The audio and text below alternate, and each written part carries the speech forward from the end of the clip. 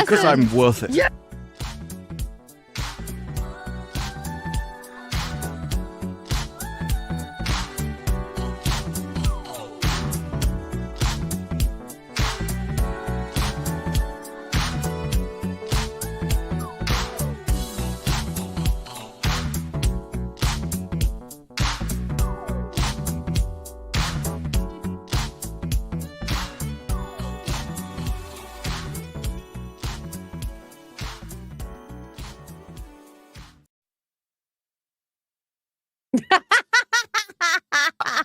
I was trying to find a phone exploding, and all I saw was something moving out the corner of my eye. I was like, that is weird.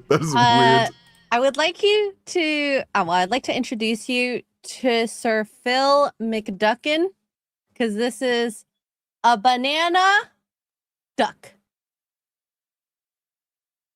Right. Whoever was, they were on something, weren't they? They were like, I wonder if you could fit a duck inside a banana. Well, it's a hybrid. A duck and a banana made love and had this thing. Well, all I want an answer to is which way do you peel them? That's apparently all humans throughout all of history have been peeling bananas incorrectly, and you're supposed to do it from the other side.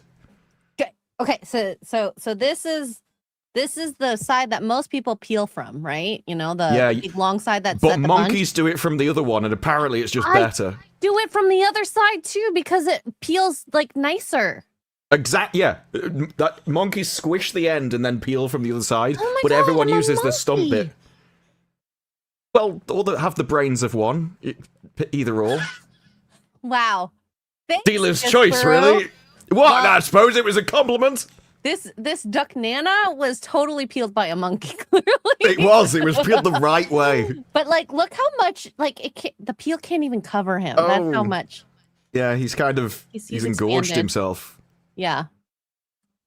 Anyways, so we are without Wicked, clearly. Uncensored. Uncensored, unhindered. My favorite part will be when she doesn't rein us in and we go long into the stream. And then I love when she gets so stressed about reading super chats. Yeah, it's like we really need to read some out. It's like, okay. She's like, oh my god, we're so behind. I'm like, it's like, it's like we will just, if there's a gap, we'll keep talking, and then occasionally she'll change the topic and give them some kind of formula and actual structure. Structure, that's the word. Yep. So I hope Wicked has a very good evening, whatever she is doing, IRL, and just so that you guys get context before I show you this video. So Disper and I, we were in the backstage before the show started, and he was telling me about his hair cutting tool, because obviously he is looking very dapper today. He's gotten I just attacked myself with a lawnmower. Yes. I mean, I'm glad you still have your head, because I mean, in Final Destination, someone almost got killed with a lawnmower blade. I'm sure on TV shows and movies someone did. Yeah, I can't remember what movie. It might have been Final Destination. It went full face down on him. Or they were trying to bait it out that was going to happen. Mm-hmm. So then Disparu's talking about his implant, which I'm just going to let you talk about it, because obviously it's not my story. Oh, yeah. The last time I bought clippers was whenever I last cut my hair. Used them once. Won't charge. I've had ebook readers, they won't charge. It seems that lithium-ion batteries, if you just leave it for a while and it runs out of battery, just won't charge. You can fix the ebooks by plugging them into a really low voltage power and then it goes again. This completely dead. And then we got on to what happens with others, especially phones, because there's a tech reviewer keeps all his old phones, and the backs started popping off them because they exploded. So that led on to conversations about batteries exploding in general and fires, and it leads to this video where Jerry Rig Everything, he always does a bend test on phones to check whether they'll bend in your pocket like one of the phones did. This was the Pixel 10 Fold, where all he does is bend it backwards, and smartphone I've ever tested, and it gets worse. Straightening it back out for round 2, the battery decides it's had enough. Boom. Oh my god! Straight Oh my away. God. Oh my god! And you do not want to be breathing whatever that is. I don't know what lithium-ion batteries expel from gas. It's not going to be something you want to breathe in. Oh my god! Oh my god! What? Yeah. Oh my god! Does he leave? I assume he leaves. Surprisingly, He starts filming. He's still in the room. Oh, this In is the nice to see decade the that I've been- background.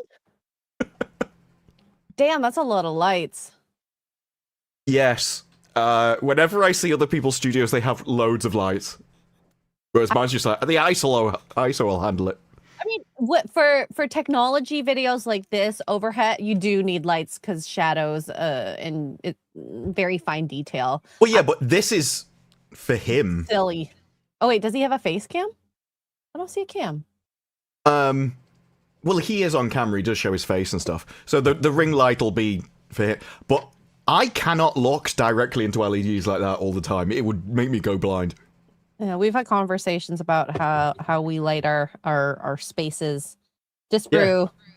I wish I had your setup with white walls. It just bounces off the wall. Yeah, well, you can hold put a white sheet in front of the wall. It'll do the same thing. I might do. Oh yeah, that goes on fire for a long time, and it's just all burnt and charred. That is insane. That's my first time seeing lithium ion battery fire, or combustion. He has another one where he's like, how easy are them to make them explode? And he just starts poking them with a knife. And he's just... Poof. Easy? Oh yeah, the fire stops popping out of it. And then it goes back down again, but every time he jabs it, it just fire. Oh! This is why on planes, like, you can only take certain amounts on. Because... well, you can only take it on the actual, like, cabin so that they can watch for that sort of stuff. Otherwise, you know, if it's underneath, who knows how long I have no idea what they do with it, though. If there's a fire on a plane.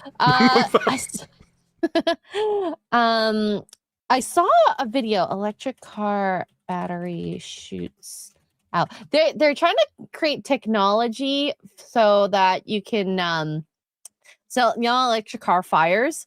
I saw a video where you seen the bus one? No. There's a load of buses all parked next to each other, Oh, and it seems that the batteries for those are in the roof. But it's Oh, almost no. like it was in some kind of armored metal container. But it just goes out the sides. So fire is shooting out the sides of these buses and just setting all the other buses on fire. And it just all goes up straight away. Okay, here we go. I think this is it's a good idea, but it's also terrible because of the possible stuff that could happen. Electric car to prevent fire. Oh, I have seen this. Yeah, that's a really terrible idea because now you've just set a load of other stuff on fire and you have no idea where it's going. Set a load of other stuff on fire, and then whoever is standing there will get their feet knocked out of them. Mm-hmm. Yeah. What's worse, losing your car or someone's legs? Well, an electric car fire on its own, not the bigger deal if there's no one inside it. The reason it's been a big deal is because if you're in a car park surrounded by other electric cars, you set all of them on fire and everything goes up. So, just ejecting it isn't going to save anything, because you'll just eject it under other cars, and it's still all going to go up. But this is the bus one. Kind of crazy. I think this is... Oh, this might not be the right one, but it is just another bus one. Because the one I remember, they were all on the roof, but in this one, they go up, and then, look, straight away, this is seconds. Boom. And that's it. That's all it takes. It's literally from there's a bit of smoke. A bit? Straight away. Wow, no, this one's already on fire. The next one's on fire. Oh my god. Yep.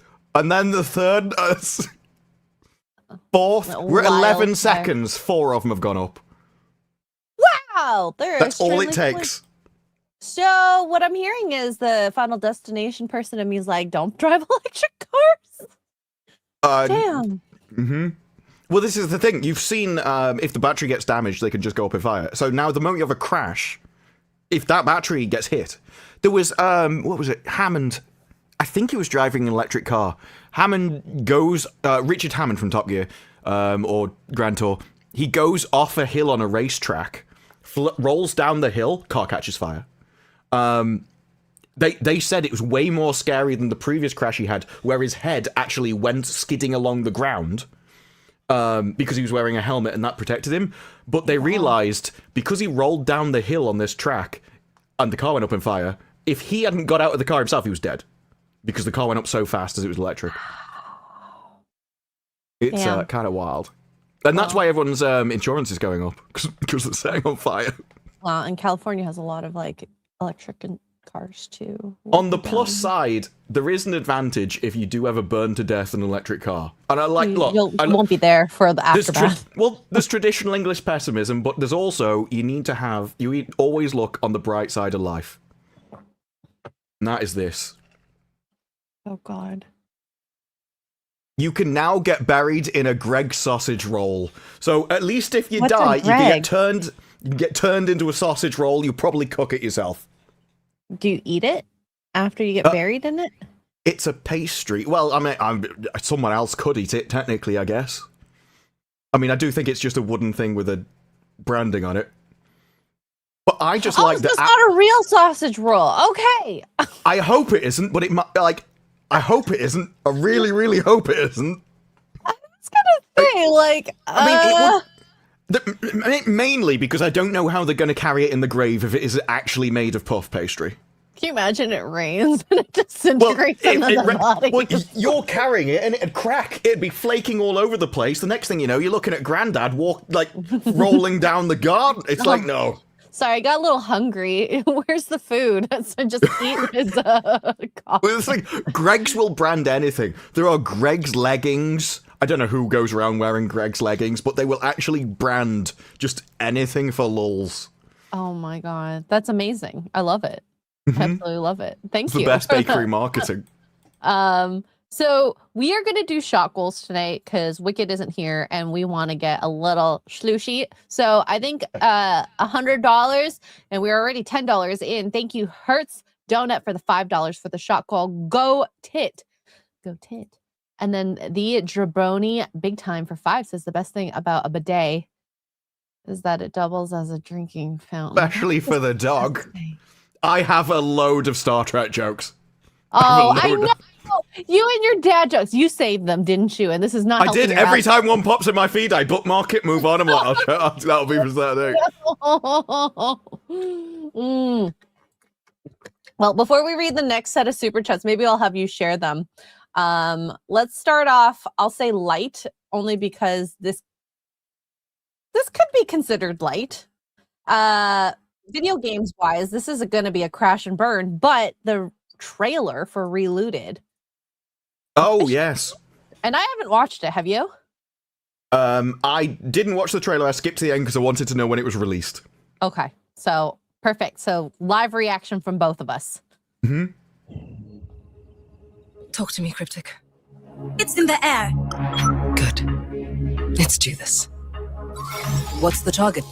Behold, the Bangor Queen. I mean, look. The one positive about this is that all of the things that you're stealing are actual African artifacts. And this is for realsies? Called Bangor Yeah, that's Queen? they are genuine artifacts. Oh my gosh. And one of them, because Arch did a video about it, it's a tube of wood with some leather that was strapped over the top of it, and they used to use it as a drum to communicate with a tribe down the river. And they're really pissed off because apparently the English came, and they took their piece of wood with some leather strapped over the top, and they didn't know how to make another one because it was their greatest technological advancement. Wait, and they have held a grudge about that ever since and put it in a game. Is this a cup with 2 strings attached from one village to another? That's how they communicate? Their communication strategy was to hit the leather really, really hard. And the moment the English took it, they're like, we can't make it again. That was a unique item. Once in a lifetime. What? I don't want to make fun of an actual real artifact. I do. I just, the name of this is the Bangor Queen. I keep saying and the proportions. Like, and what are they doing? So they seem to be holding some kind of bell, but the other arm doesn't even have a hand on it. And I don't know why they're squatting. Are they giving birth? They look really fat. The belly looks like it's pregnant, but then the boobies look way too high to look like pregnant boobies.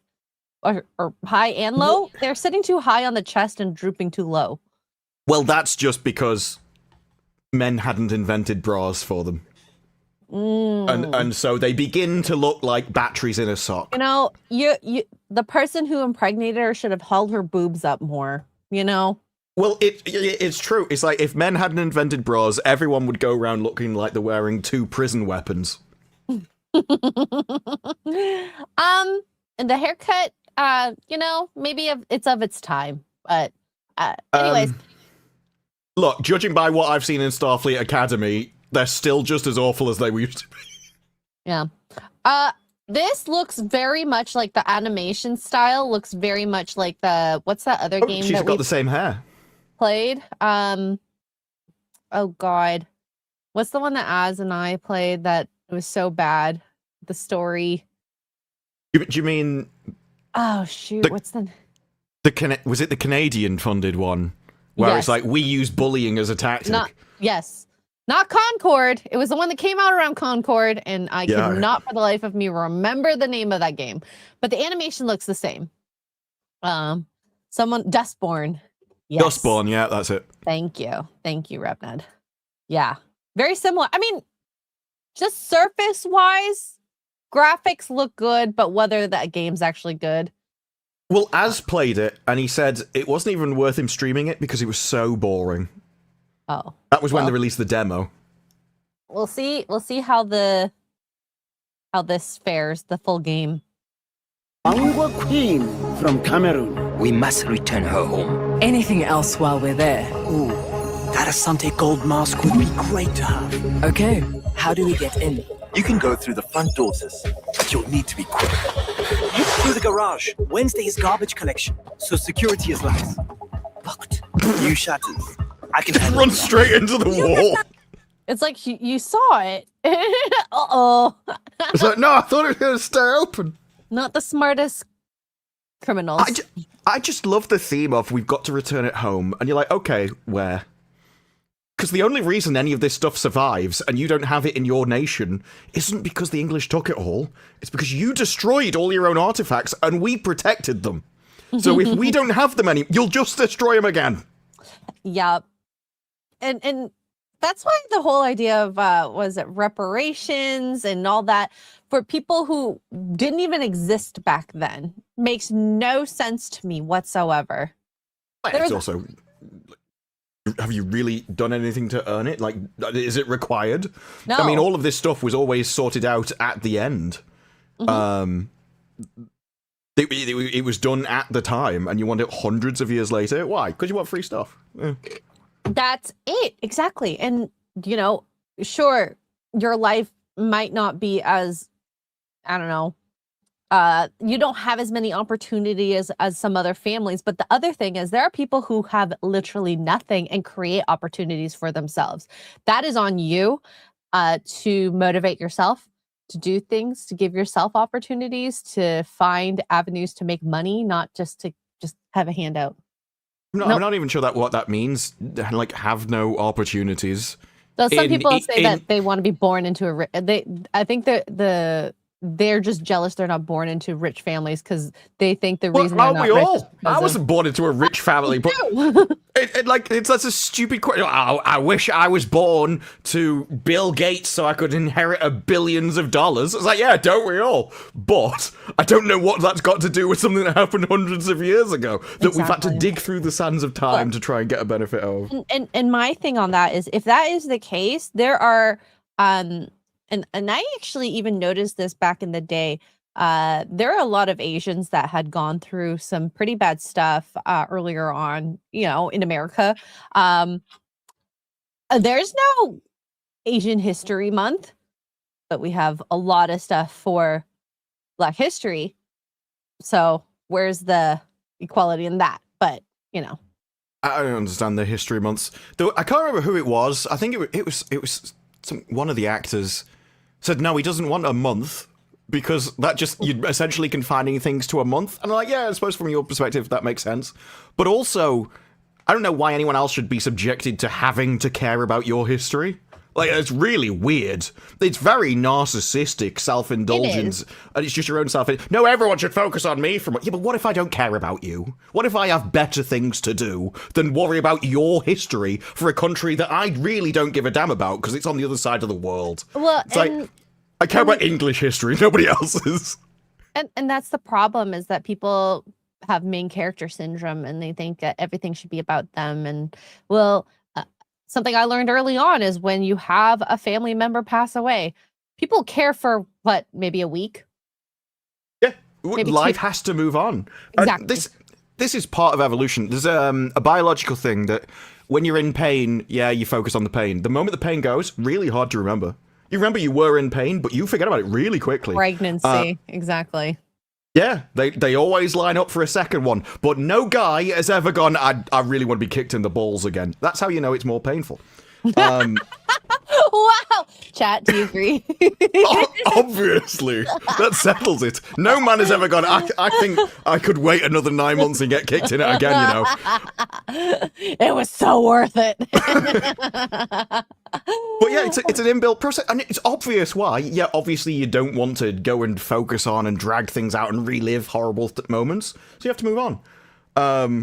And it you know, especially death. Death is part of life, and I think it is.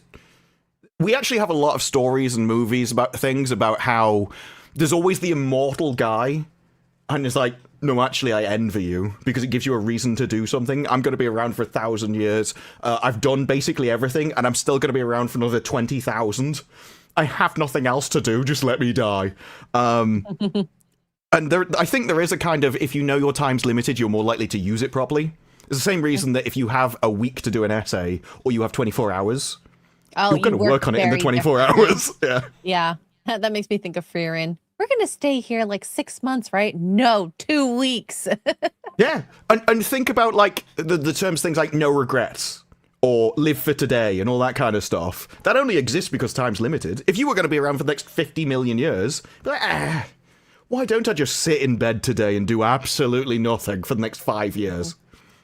Mm-hmm. Because some people have the opportunity to be able to do that. Well, we unfortunately don't.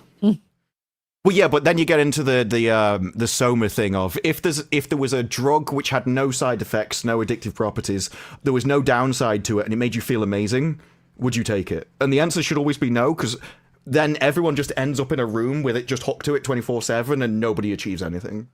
Leads to a really horrific cyberpunk utopia kind of thing. Seeing life pass you by would be sad. Like the reason I like living and being present is my family and my friends. And if I can't do that, nah, not worth it.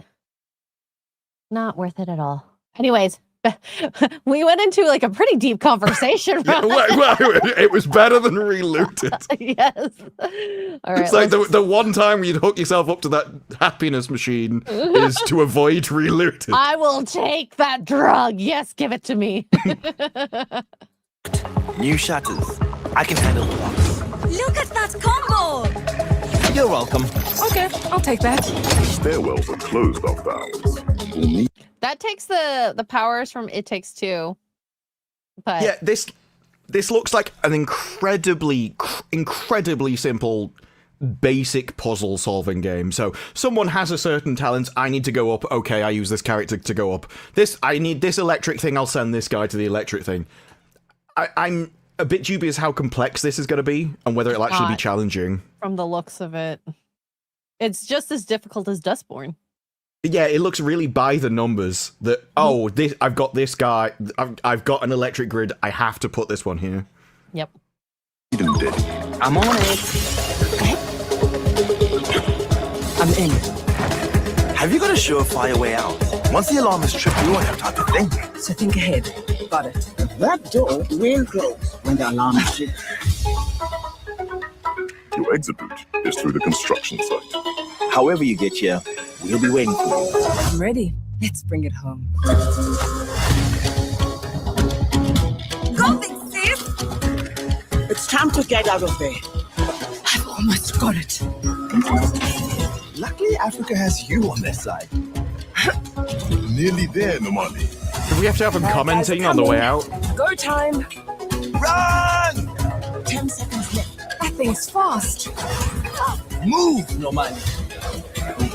Let's go! So it looks like there's two phases. The first one, you set up the future heist, and then the second phase, you actually escape. Escape. And I remember, Yeah. I think Arch played the demo and said you can just basically run through a lot of the puzzles. Like, they react too slowly. Maybe that was an early version, so they can tighten it down, make it more difficult and stuff. I'm not sure how addictive that gameplay will be. Not very. I have a feeling that the numbers for Relooted are going to be very similar to Dustborn. Yeah. Was it like 20 to 30 people were playing it? It might have reached 100 at one point, but it just... I mean, so their target market is, like, people interested in African history. If that is you, do you really want to play a guy stealing from museums? Is that's what you've always wanted to be? Is a thief? Is that really the stereotype you want to play into? It's not something where it's highlighting African artifacts cool. It's like, we're taking it back for our own.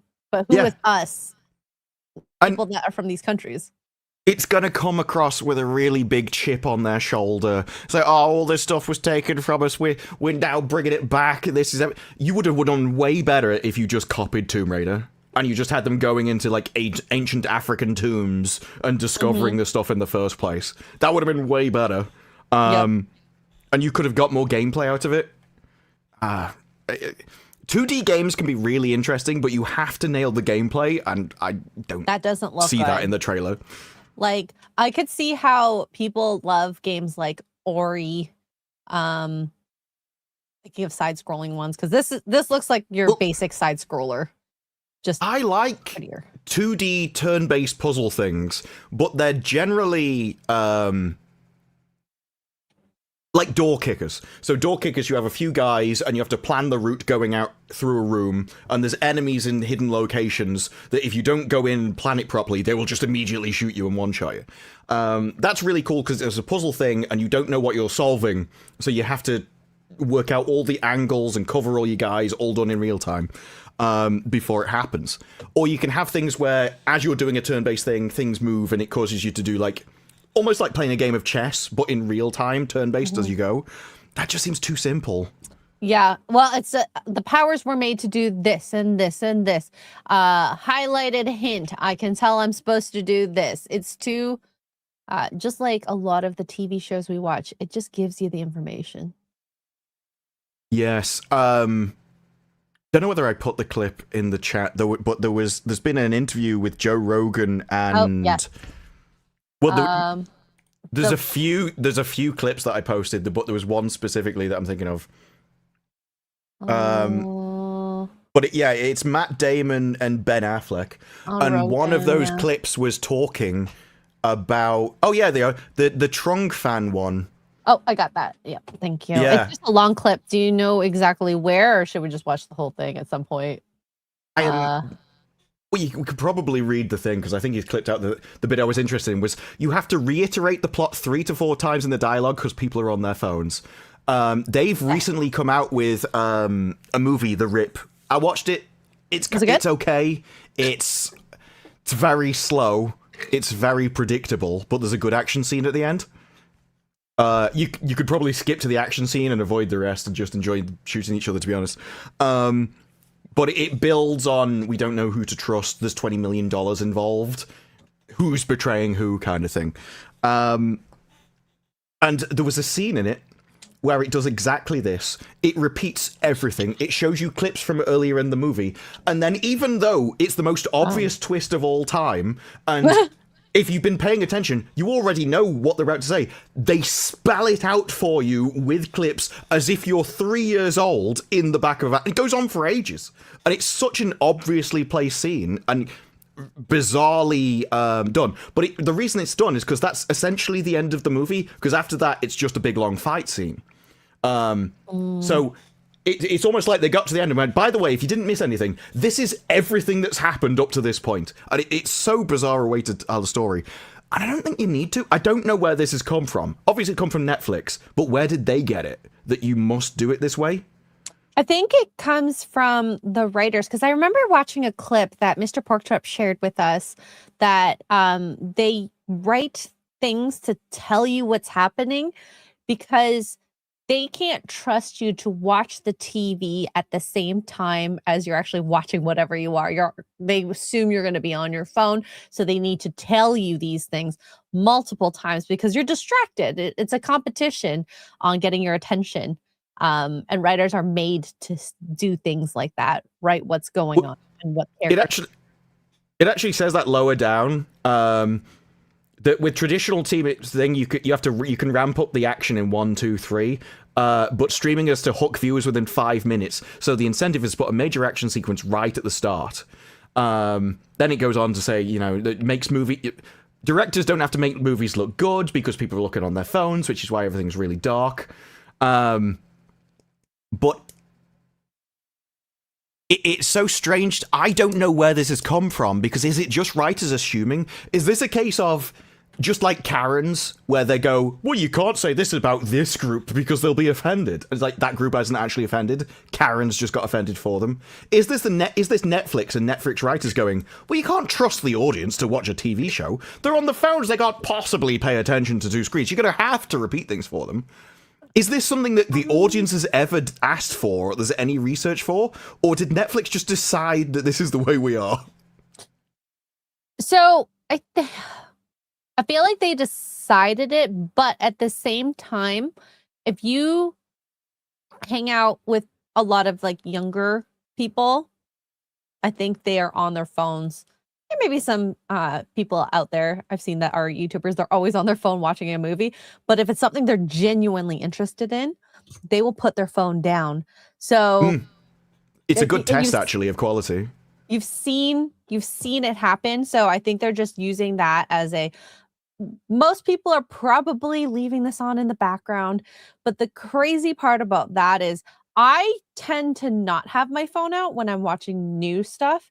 It's only when I'm watching things I've seen before, like, if I put Friends on and all those TV shows, The Vampire Diaries, if I'm doing a rewatch, Gossip Girl, but it feels weird to have my phone out if I'm watching a new TV show. Although I wish I had my phone out watching things like Star Trek, Starfleet Academy. Yeah, if I'm not reviewing something, or watching it just before bed, I will game and watch stuff on the same time at the second screen, but I feel like people can do 2 things. Like, if you're watching something on a side screen on a game, it's generally a game that you can focus, like I wouldn't do it with Escape from Tarkov, because you have to focus. But most games, you can pay attention to things. And I've never been watching something, and if you do, because you're streaming it, you can just rewind. You've missed something. But that's the power of some of these shows is like, I cannot watch. Okay, for example, Star Trek, the original series, I cannot watch that distracted. You miss things. You miss things in the nuances of their not only verbal communication, but their physical communication between each of the characters and things that they do that you don't hear about because they do it to be sneaky, so to speak. But Starfleet Academy, I feel like I could have had my phone out the entire time and been like, know what's going on. I do. They make it that way. Starfleet Academy is so weird because even between episode 1 and episode 2, it feels like it's an entirely different show. It's very bizarre. The first one is far more like J.J. Abrams remake, very action-based. And then the second one is almost like it's trying to be Vampire Diaries. It's all romance. Okay, that wasn't just me, okay? Because I felt like it was Vampire Diaries. Oh, well, I was watching it thinking you should have just copied Vampire Diaries because Vampire did that way better. Yeah. Oh my god. Oh, you're literally on the fence right now, and I'm thinking, oh my god, that's something that they would probably say in Vampire Diaries or Gossip Girl, right? Like it's. Vampire Diaries did the characters better. You like the characters. And it built out the things, whereas this was like they wanted to be Vampire Diaries but did even that badly. Yes. It's like what an old gay man thought that young Zoomer women wanted. It's very strange. Okay. They should have had more hotter people because they had like some people that were good looking, but not everyone, I can't rate the guy. The Betazode was fine. They should have chosen someone with a better body. When she came in that dress and she's just utterly flat-chested, no, you shouldn't be wearing that kind of thing, love. Or at least put a bra on that's padded. Like, that needed to be filled out in some kind of way. Yeah, well, and that was probably the only eye candy that you guys really had for the men out there, if you want to even call it eye candy. The men were... The other slag, she's hot as well. Well, she was on the red carpet. They've dumbed her down in this. The one with the things over her eyes. I don't know if that's classical, whatever her alien race is, but... Star Trek did this as well. It's to show you're an alien race without requiring too much makeup, basically. So they just changed them a little bit. But even then, I feel like the proportions-wise didn't make her look good. I rewatched... the original series, the first 2 episodes, the one where you get the green lady like dancing, and I was just like, damn, like she is not like as hot as some of the people that are on Starfleet. Well, that one chick, but the way they dressed differently, the way their demeanor was way more attractive in original series than Starfleet. Roddenberry was renowned for being a horny dog. It came through. Star Trek has a sex planet. Risa, where Starfleet all go on their holidays, is legitimately a planet where they don't have any kind of sexual inhibitions. Everyone's just getting with everyone all the time. So everyone holidays on there because every single person on the planet won't say no, because they just, if you ask, they'll just say yes all the time. And they're all amazingly hot. It is just... a man's dream is what that planet is, essentially, and so that it was put in the show. So Star Trek's always been, essentially, so many species, so little time. Especially Riker. I didn't bookmark it, but there was a joke. It was like, Riker's talking to someone. They're always misunderstanding me. No one understands what I'm like. They say I've got a girlfriend in every planet in the galaxy, but I haven't even been to every planet in the galaxy. Yet. And that's what Riker was. Riker was just, I want to shag everything. Yeah. But even the idea of like the captain, the ship, and how things are run, like night and day. She's horrible. I actually think she's evil. From the very beginning, when she had said the thing about like to his mom, like, this is the best I could have done for you. It's like, then be transparent about that. I feel like from the very little I've seen, Kirk would not say, I will protect you, because it kind of came across that way, that she was going to protect her, and she didn't understand the severity of her arrest, what it would have been. So right, I mean, it's obvious. Like, they play it off as she needed food, but she robbed a transport vessel. Transport vessels are really big things. They carry a lot of stuff. This is not something you need just for food for yourself. Yeah, these will feed, like, cities. They're there to transport things for planets. There's loads of stuff. So that didn't really make any sense. Then they killed a guy. So yes, obviously she should go down for murder alongside him. She's a disgusting criminal. Obviously you can't get her off. I don't know why you were trying to. But then the kid ran away on his own and he became a criminal. And she didn't know him. She saw him for seconds. Oh, and then the fact that he hacked the system, she was like, oh, but you did this good, but no repercussions. There should have been even more severe repercussions than volunteer duty. She is gentle parenting, which is the modern way to raise kids, where you never punish them, you never do anything to them. You just like, oh, you really shouldn't do that. And this is why there's a load of kids running around just rampant all the time, because they were never actually parented. And then on top of that, the fact that she walks around bare feet on the ship, sits in the chair the way she does, like slouched up, feet up, it's kind of it's very disgusting, because how I envision Starfleet, or just anyone in a ship, it's a military system, right? Yes. And as a military, you are supposed to be the leading example. So if you walk around and say, it's fine, I like the way my toes feel on the ground, I signed a waiver, how is anyone else supposed to do the same? Oh, I can just sign a waiver. I don't need to wear my shoes when I'm working in engineering. Well, that was interesting, because he's like, it's the regulation that you need to wear shoes. And she said, oh, you think I might step on a nail? I don't care if I step on a nail. It's like, no, Nobody cares about you. She immediately went to herself, her feelings. She might be hurt. It's like, no, you wear shoes for everyone else. You wear shoes because it's a standard that you have to meet. Nobody cares about you. Doesn't matter if you die. You're irrelevant to the situation. Where are you pissing shoes? And this is everyone in this show thinks that they have a point. They matter. They get there. No. Actually doing this is a sacrificial position. You give yourself up to something greater than yourself. You cease to matter. You do all of these things because it's things you should do.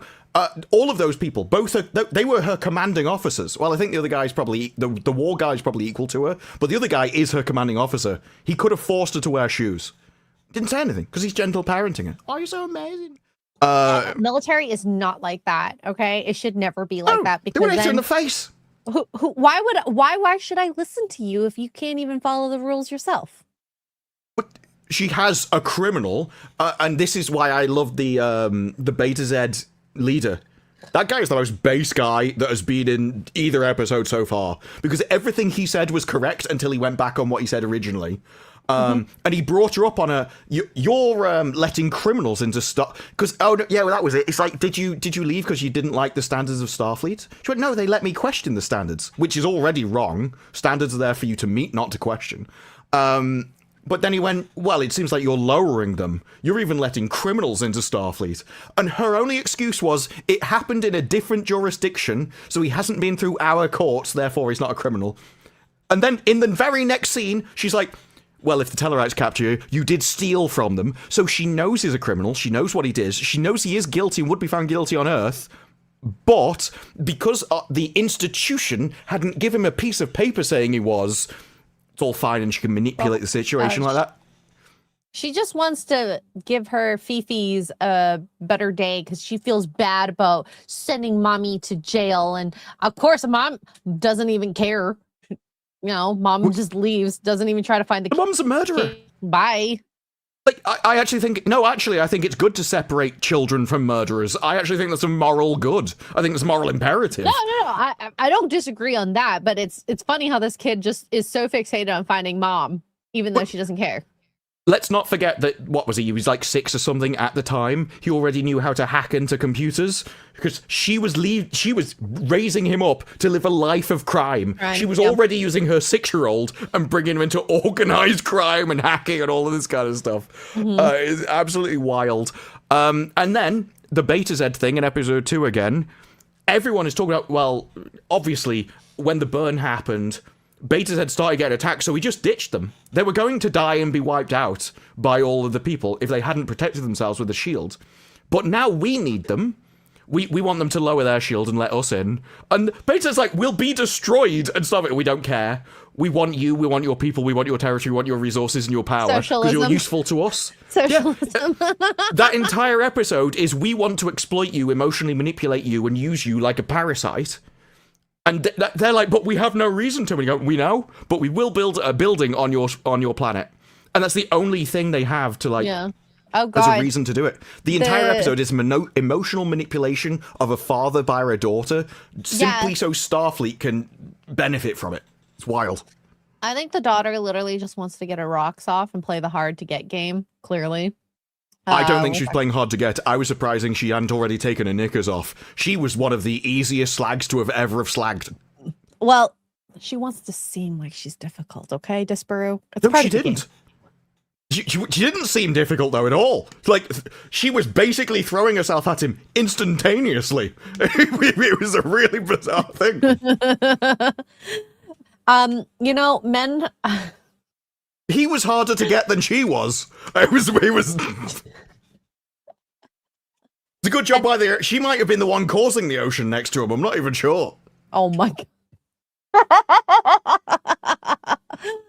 Oh, God. And her brother is so annoying. I actually didn't line him until the very end. I expected the brother to be like some kind of plot point, because there's a bit where they're at the fancy meeting, the opera's going off, and she goes to go and leave with Caleb, who's the only guy I know, apart from the doctor. He's the only name that I know out of anybody. Jaden. Oh, yeah. Klingon, yeah. Klingon. But the brother walks up to her and goes, oh, you know, he really likes you, he feels safe with you. And then he goes, go get him. I thought he was setting her up for something. I thought he was trying to get her in trouble. And it never happens. I don't know why that brother was in the show at all, because he served no purpose. He just needed a line. That's why I was so confused why he all of a sudden became such a bro when he was with the fish boy, like in the room. And they were like lifting the weights and be like, they were so annoying in that scene. I mean, then again, I don't really like docs. Yeah, wait, was that the Beta Z brother? I thought so, yeah. Oh, well, I never picked up on that the first time, and I skipped that scene the second time. Oh, okay, yeah. That was the Beta Z, because that was when he was like, the sister went to the war, the war school, whatever that's called. I think I stopped caring about that scene even the first time and never paid attention to it. I can't even remember they said she went to the war school. Whatever, because I think he was expecting her to stay in the Starfleet Academy, but oh well. Yeah. That show, like I said, just felt so Vampire Diaries. So like I almost said Lizzie McGuire. Like it was almost so basic. It was a kids show for like infants to 12-year-olds, not even a teen drama. Yeah, well, this is what I mean. It's like it's the "hello, fellow kids" meme personified. This is what Kurtzman thinks that young women are interested in. When Kurtzman, I don't think he's interested in women, and he isn't young, and so he has absolutely no frame of reference for any of this stuff. It's just him guessing. It's not working. Clearly, it was entirely like I thought. The first episode was really bad. It didn't make a lot of sense. I don't like the characters. But then this came along, and it's an entirely different show.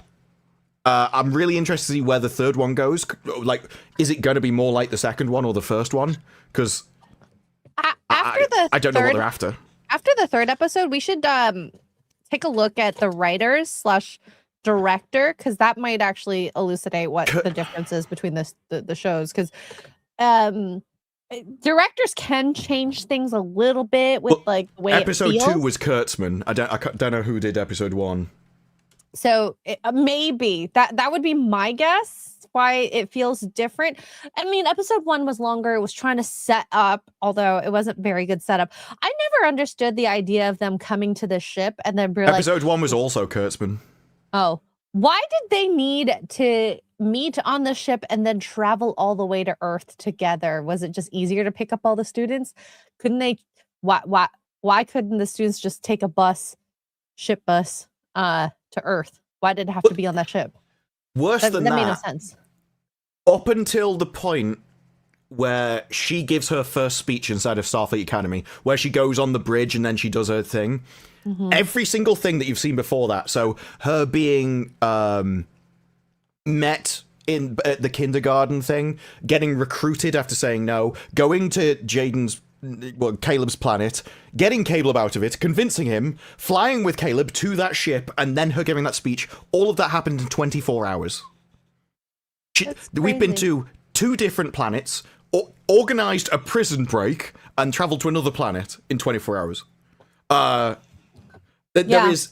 It's just like the Star Wars stuff, where there's no sense of time. People are just teleporting all over the galaxy. The timing is very off. I think what should have happened is the USS Athena should have been, as I said, a school bus goes to different districts to pick up their students, I guess. Well, their issue is Deep Space Nine already tried a space station show, and they realized really difficult. And basically, you can tell so much more stories if you have a ship. So they're starting where Deep Space Nine was a couple of series in before they got the Defiant. I think that's a good idea. I think it's a bit weird that you're having a spaceship go down to Earth and turn itself into a building. I don't know what the point of that is. They should just met at the building. Why was there a ship? Well, build a building on Earth. Robots do it. It's not as if it's super difficult. You have replicators. Yeah. Just have a build, and then you use transporters to go up or down. I don't know why that... They're already transporting all over the ship. But yeah, I do think they needed a ship to actually have missions and stuff. Because eventually, if it's character-driven drama and it's all just going to be like all the characters romance, suck. No, it's not interesting. You know, the teachers suck. That Jem'Hadar Klingon whatever mix of atrocity that is. She just is like a man dressed up as a woman, yelling at everything and everyone. She's the only one I like. She's legitimately the only character I like because she is as miserable as I would be surrounded by those people. She hates all of them. And she's there bleeding out on the carpet and she's like, the most English thing I ever heard out of the entire thing is, if I'm gonna die, I want less whatever it was. Oh my God. It's like, I want less happiness in my final moments. And I'm like, that speaks for me. And then the other guy's like, I don't want to hurt you. And she's like, just get it done. Oh my God. She's in front of all the students. She's like, yeah, I'm training you, but actually it's all about me. Like, they're not matter, do they? So she is as fed up with them as I would be. But it's so weird with the teachers because they don't teach them anything. So far, every teacher's cared about themselves. Tig Notaro was giving a speech about herself and didn't teach anyone anything. The doctor did the blue goo thing, which I think was meant to represent, you know how in America they give them the fake babies to look after? It's not the same thing. It's too early. It's their first day. Chill out, bro. Well, the reason why it's not the same thing is because they hate babies and don't want them to reproduce. So they gave them goo instead. But it was the same thing. You've got to look after it for 7 days. You can't spill it on anyone. It's the same twist. But Tig Notaro was just a speech about how she time traveled once. And didn't know anything. I didn't like her speech. And I'm just trying to think about like a lot of, shows with school, and of course Vampire Diaries always is the one that comes up in my head. Buffy. And it's been a while since I watched Buffy, and I basically haven't watched it. But the only teacher I was ever interested in was the vampire hunter because, well, he was a vampire hunter, right? These teachers are just not interesting whatsoever. Like, they give these speeches, I'm like, I don't feel moved. I don't feel motivated. I don't want to learn from you. Or I don't want to learn about you. I like the Doctor, but that's because I like Voyager. And so he's the same character. And I know people are like, well, he would have changed in hundreds of years. I completely agree. But I like Voyager. So because I like the guy, I'm kind of glad that he stayed the same, whether it makes sense in the universe or not. But yeah, there's no point of this being a school. They don't teach them anything. What they need to do, and this would have made sense in the first episode, because so far, she went on one trip, she almost destroyed the ship. None of the officers did anything to save the ship. They all stayed on the bridge to let the kids run around. Students did it. Like, what? Like, there was no security, there was no engineer. What they should have done at the end of that is revealed it was all actually an exercise, and they just hadn't told them. This was your first mission, and we never let you know. Yeah, and it plays it straight. They plays it exactly the same the entire way through, and then at the end, just turns out they're holograms. It's like a Kobayashi Maru, but like, preschool. Star Trek has already done this. There's when Wesley was going to Starfleet Academy, one of the tests that they run you through to see if you can get in Starfleet Academy is they make you face your biggest fear, and so his test is done live, and he thinks it's absolutely real. Because it's got to be your biggest fear, so you've got to believe it's real, it's really happening to you. And there's loads of things like that. Stargate SG-1 has an episode where you're like, ooh, are they? Are they not? I know what's happening here. And those are always really good episodes. But it would have explained all the plot holes, but I don't think they know there's plot holes. Why is there no engineer? Why is there no security? You've got a child fighting this guy. Yeah.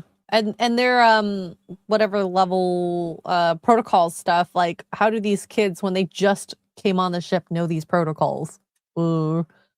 Yeah, the woman makes sense because her father was an admiral, so you can kind of think like he's been training her for Starfleet her entire life. She makes sense, and she is basically the only competent one among them. Yeah. Then you have Caleb, who hasn't had any training, hasn't been taught anything by anyone. He's lived as a space hobo his entire life, barely eating, but somehow knows how to hack into places. Yeah, but I can even understand like breaking and entering and stuff. But when he's talking to Tig Notaro, she's like talking about time travel. He says, "There's nothing you can teach me about time, space, whatever mechanics." There's nothing on the street that would teach about time travel. But this is where, even if you know these things, learning the foundations and the principles that lead you to be able to execute this is still important. Or it's also school. Nut up or shut up, right? Like, Well, yeah, but it's more that he's saying there's nothing she can teach him, so he already knows everything there is to know about time travel. I did like how she tried to turn it on him and say, well, why don't you teach us something? That was probably the only time I was like, okay. And I think that's how a teacher would treat a smart Alec like that. Well, yeah, but I think he probably could teach him. I mean, he's confident enough to stand in front of the class and start teaching him something. The issue was she went, teach us something, and didn't give him, like, tell us about time travel, because then he probably would have done. The issue they've got is, so there's that really thick one that ate her own comm badge. And so she is the epitome of pick a struggle. You can't be fat and an arsehole, it doesn't work. You need something for people to stand your presence. Red alert! Yeah. Red alert! Like, you could be fat and nice, or you could be an arsehole and attractive, but you've got to be one of them, right? And she decided to start attacking the hologram. Now, I think that was just to make us like her, because she's also insufferable. So they're trying to make her a victim and stuff. But it's a case of... I don't know what this was going to relate to that. You don't like any of these characters, so when he's like, well, I know more than everyone else in this room, you're like, oh yeah, he probably does. That one can't even walk around without eating her own comm badge. How does one eat a comm badge? It's pretty big. It's pointy. It would cut you to ribbons. Like, crazy. I mean... Also, when they went, I've eaten a comm badge, he just injected her with something. How's that going to help? I thought they were going to, like, beam it out of her or something. Oh my god, can you imagine? He puts on a glove and goes, grabs it out. Oh, be really cool. Well, I mean, he could reach inside her, but the comm badge, definitely physical. But yeah, if it was programmable matter, and he, like, made it pour out her mouth or something, okay. Like, anything would have been better than just, no, that works. Like, what have you done? If it goes through it, it's going to cut her to shreds. It's like the whales thing. Remember the scene where they go down, like, we've been looking for you everywhere. It's like, well, you had a comm badge on, that tracks your location. Oh, that's just ask where you were. I had no idea. Yeah, throughout all of Star Trek is they go, computer, where is... It goes, they're in engineering. It goes off the comm badge. Otherwise, they scan for life signs and stuff. Interesting. Okay, cool. I had no idea. Learning so much. Anyone which has watched, like, Next Generation, Deep Space Nine would know that, and it doesn't seem like they have. Well, but they're part of the generation where they don't do their homework that they should do. Because if you are a writer or a director of Star Wars, Star Trek, you should have at least watched one season of one out there just to get an idea. But the thing is, most haven't. They probably got told not to even watch it. Who knows at this point? The thing is, like, if you're writing for The Witcher and you haven't read the books, like, we're like, okay, they're really niche things. If you haven't played the games, that's less niche. You probably should have played the games. But when it comes to Star Trek, Star Wars, Lord of the Rings, Terminator, there are some things which are such massive IPs, if you haven't seen, you should just not ever be hired. Because you're clearly not interested in it, because everyone that's interested has seen it. And there's so many people have seen it, there will be writers that you can get that have seen it. You always have to try to find writers that haven't watched Star Trek. And if they're younger, well, I mean, for example, myself, I never watched Star Trek. I thought it was scary. And that's okay. But I'm also not their target audience either. But that's the problem with certain hirings that have happened in Hollywood. I think you need to have loved and watched Star Trek from previous, as well as other IPs. You know, it is a huge problem, I think, that they have in Hollywood. I don't even think the idea works as I found it, because this is why they've already thought about and considered trying Starfleet Academy series before. Just never happened, never worked out. There's a reason why we haven't had a series. Like, the audience of Star Trek isn't kids. And if it is kids, if you did watch it as a kid, I watched it when I was like 11 and stuff. It's for people that are interested in thinking about all this stuff. It's pitched at a certain level.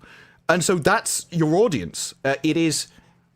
You make stuff at, like, the peak of entertainment, and then people can appreciate it on their own levels. But now they're making it for the bottom tier of entertainment and then expecting Star Trek fans to like it. And it doesn't work. It's not for Star Trek fans, though. It's for someone like me who wants to look at emotional stuff and love and drama. This is too dramatic for Star Trek, at least compared to the original series.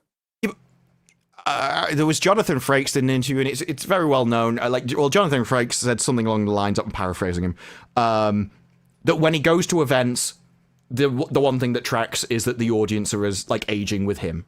There are no new people coming into Star Trek, but for the longest time, that's because there was no new Star Trek. They did the movies and things, but it wasn't really Star Trek.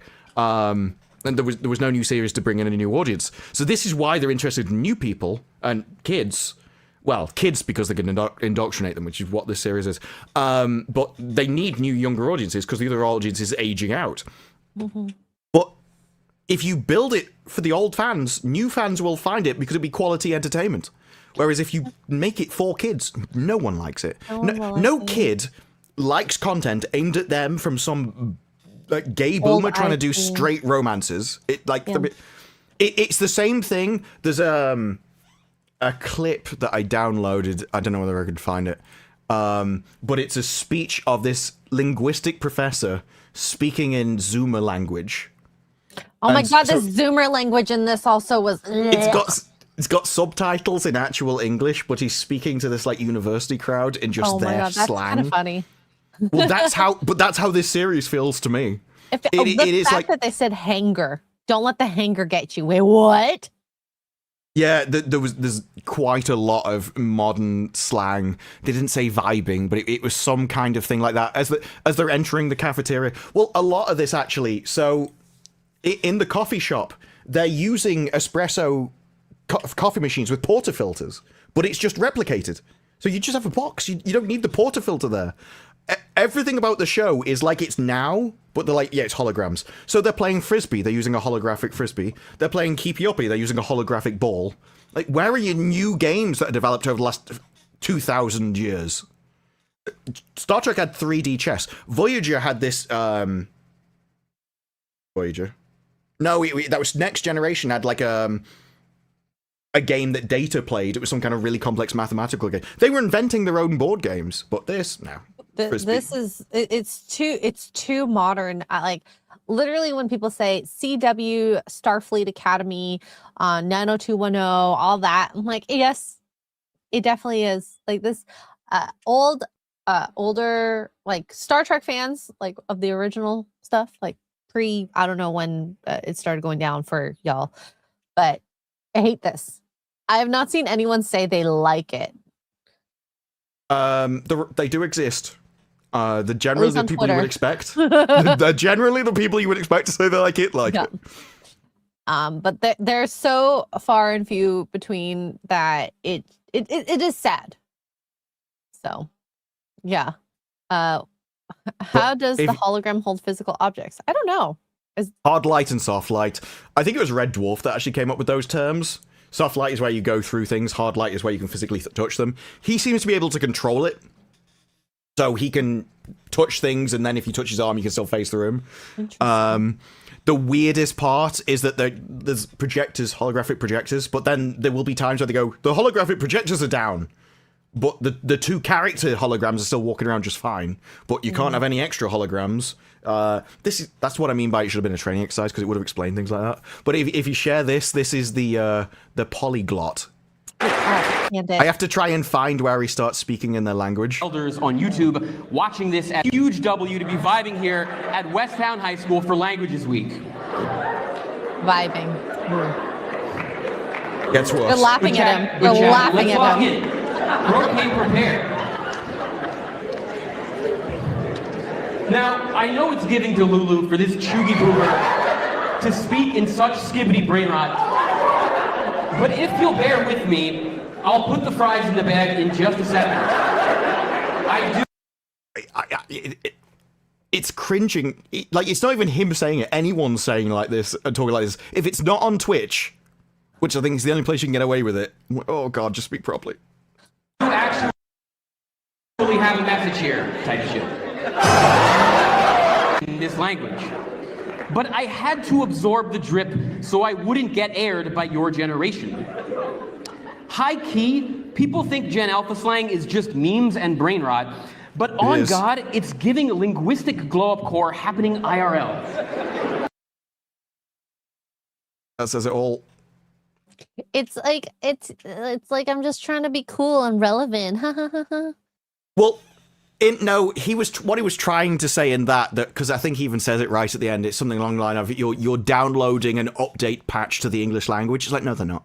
No one's going to be talking like that in 5 years, 10 years, 15 years. There are no words that come across. Vibes may go in. There's the odd one that'll go in, but put the fries in the bag is never going to be known as a modern thing. I think it was actually used decades ago, and they just think it's now.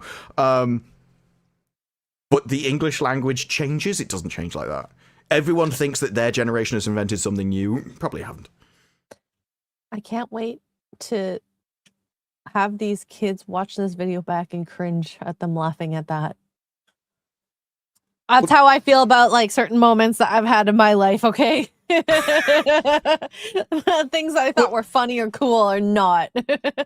But it's like a lot of it, though, they're probably laughing at him. Oh my god, isn't it weird that this guy is saying... But that is how I see Starfleet Academy. That is Alex Kurtzman standing up going, no, I can write a show for kids. I can be down with kids. This is what a straight romance looks like. It's like, well, that's weird because it's the first one you've ever had in your life. It is the most bizarre attempt at doing that kind of thing. I guess we'll have to see what happens.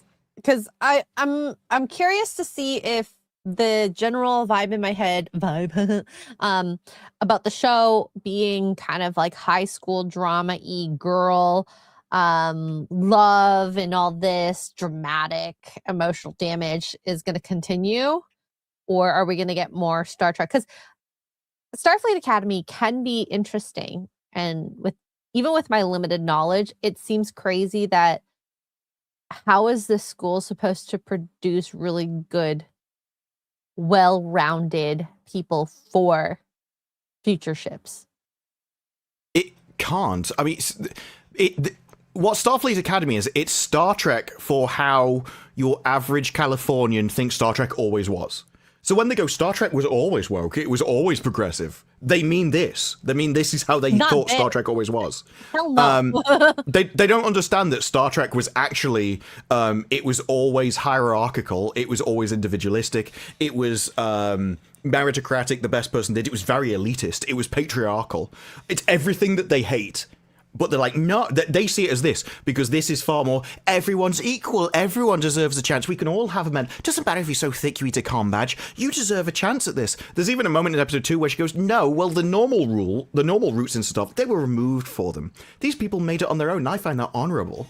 It's like, she's essentially saying they lowered the standards. That's why I like the Betazoid guy going, you've destroyed Starfleet, you've lowered the standards, you've let criminals in here. You don't even want to punish, you don't want to punish murderers. What's the point of having this society when we are like this? And it's so reflective of our society today. Some of the stuff that has come out, you know? What happened to so many things in America? This is exactly, that's all, well, that's what Starfleet Academy is. Starfleet Academy is the modern day progressive propaganda. It's all it is. It's just one big long message. Second one was worse than the first one. And so when they do that, one of the things, because they're so certain they're right, they're just honest. And this is why I'm watching the show. I'm like, the captain's evil. She wants to put a kid next to a murderer. She thinks that's a good thing. She wants to go and get the murderer out of prison. And she's like, no, I think we should let anyone in. These people should protect the galaxy. She only wants to use the Betazoids to build Earth and to strengthen Earth. And she's like, you should lower your walls and just let the barbarians in to destroy you all. Like, well, that doesn't mean upside for them. That's not how it works. It's exactly how socialism is. You know, let us use your resources for our own gain. And they're all there's openly having this conversation between the three of them that, oh yeah, like we let them die when we couldn't protect them, but now we need their resources. We need them to drop the wall and put themselves in danger. And they did with the building. I couldn't believe what I'm watching, and they think they're the good guys. That's why this Starfleet is literally... It's like the change in morality. And it's why it won't work, because they've said that this series is going to be the investigation of Star Trek. What was Starfleet always wrong? And like, well, this one is. Like, this is not the old Starfleet. So this one is definitely evil. You can interrogate this one all you want. If this Starfleet ever existed, it would just blow itself up into oblivion, because it's not going to do well. As soon as a problem comes up and I mean, Caleb is going to ruin Starfleet Academy in some way or form. He almost did. Wait, he's with not his punished. message. He's an idiot as well. So there's one scene where they go, he hacked the exits 3 times. Look, if you're going to hack the exit, just piss off. Nobody goes, just leave. Just walk out the door. Like, stop threatening. No one cares about you. You're irrelevant. He keeps doing illegal things. He should be arrested. Well, I think at one point he even said, I'm only staying because there's a couple of things I haven't hacked yet. And he never gets punished. There's even a moment where he's talking to the captain, and he goes, dismissed, and walks out. So you can't dismiss yourself. Is that I just did? She does nothing.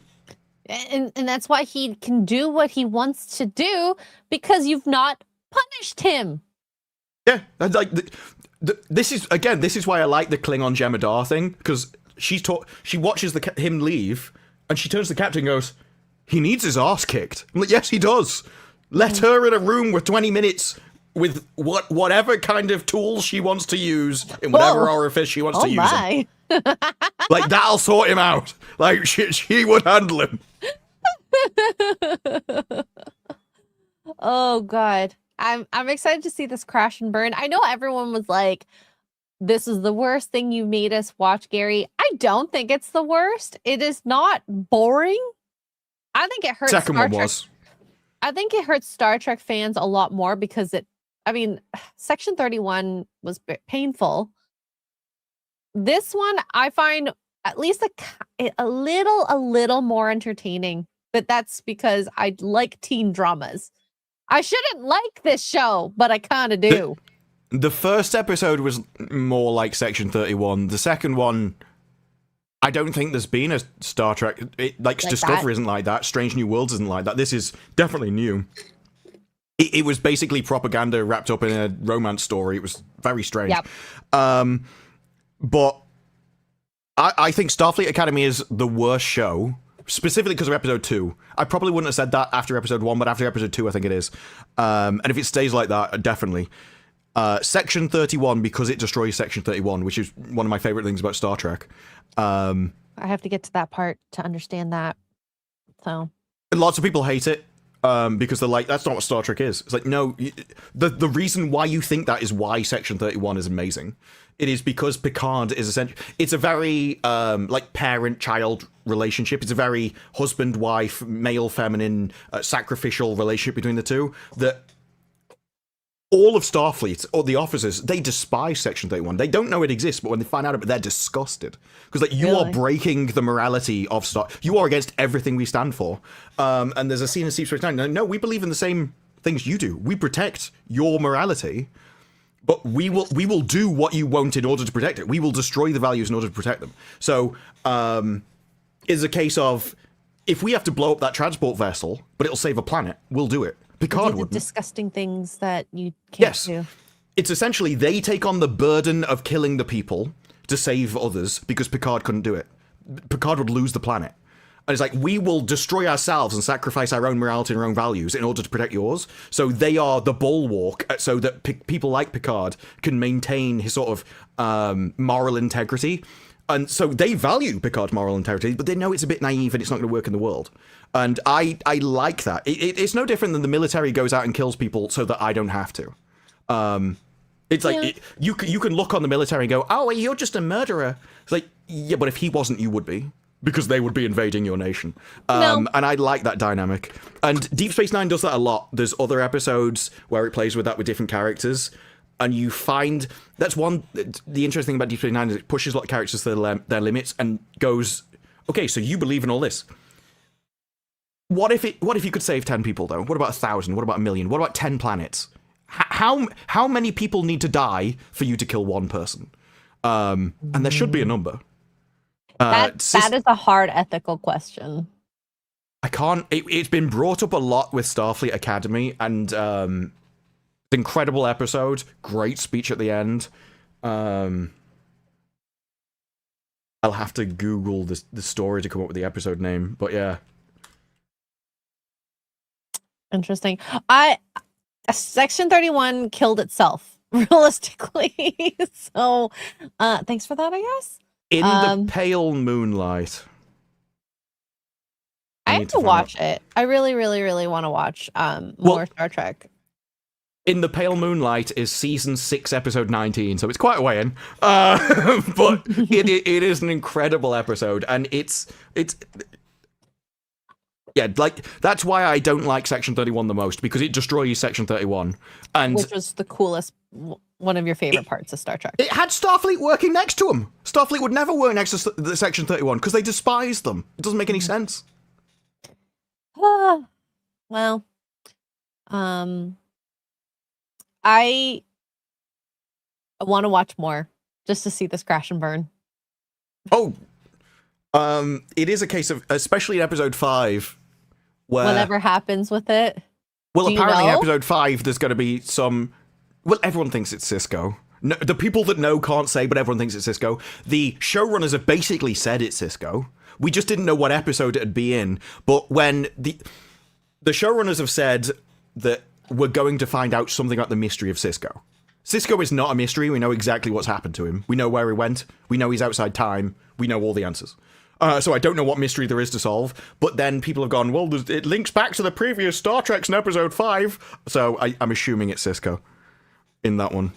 I want to see what they do with him, because if you destroy Cisco, you will piss a lot of people off. Cisco is a really beloved captain. A really beloved captain. I mean, maybe after that thong song, he probably would have disappeared. No, I'm kidding. I don't know who Cisco is, obviously.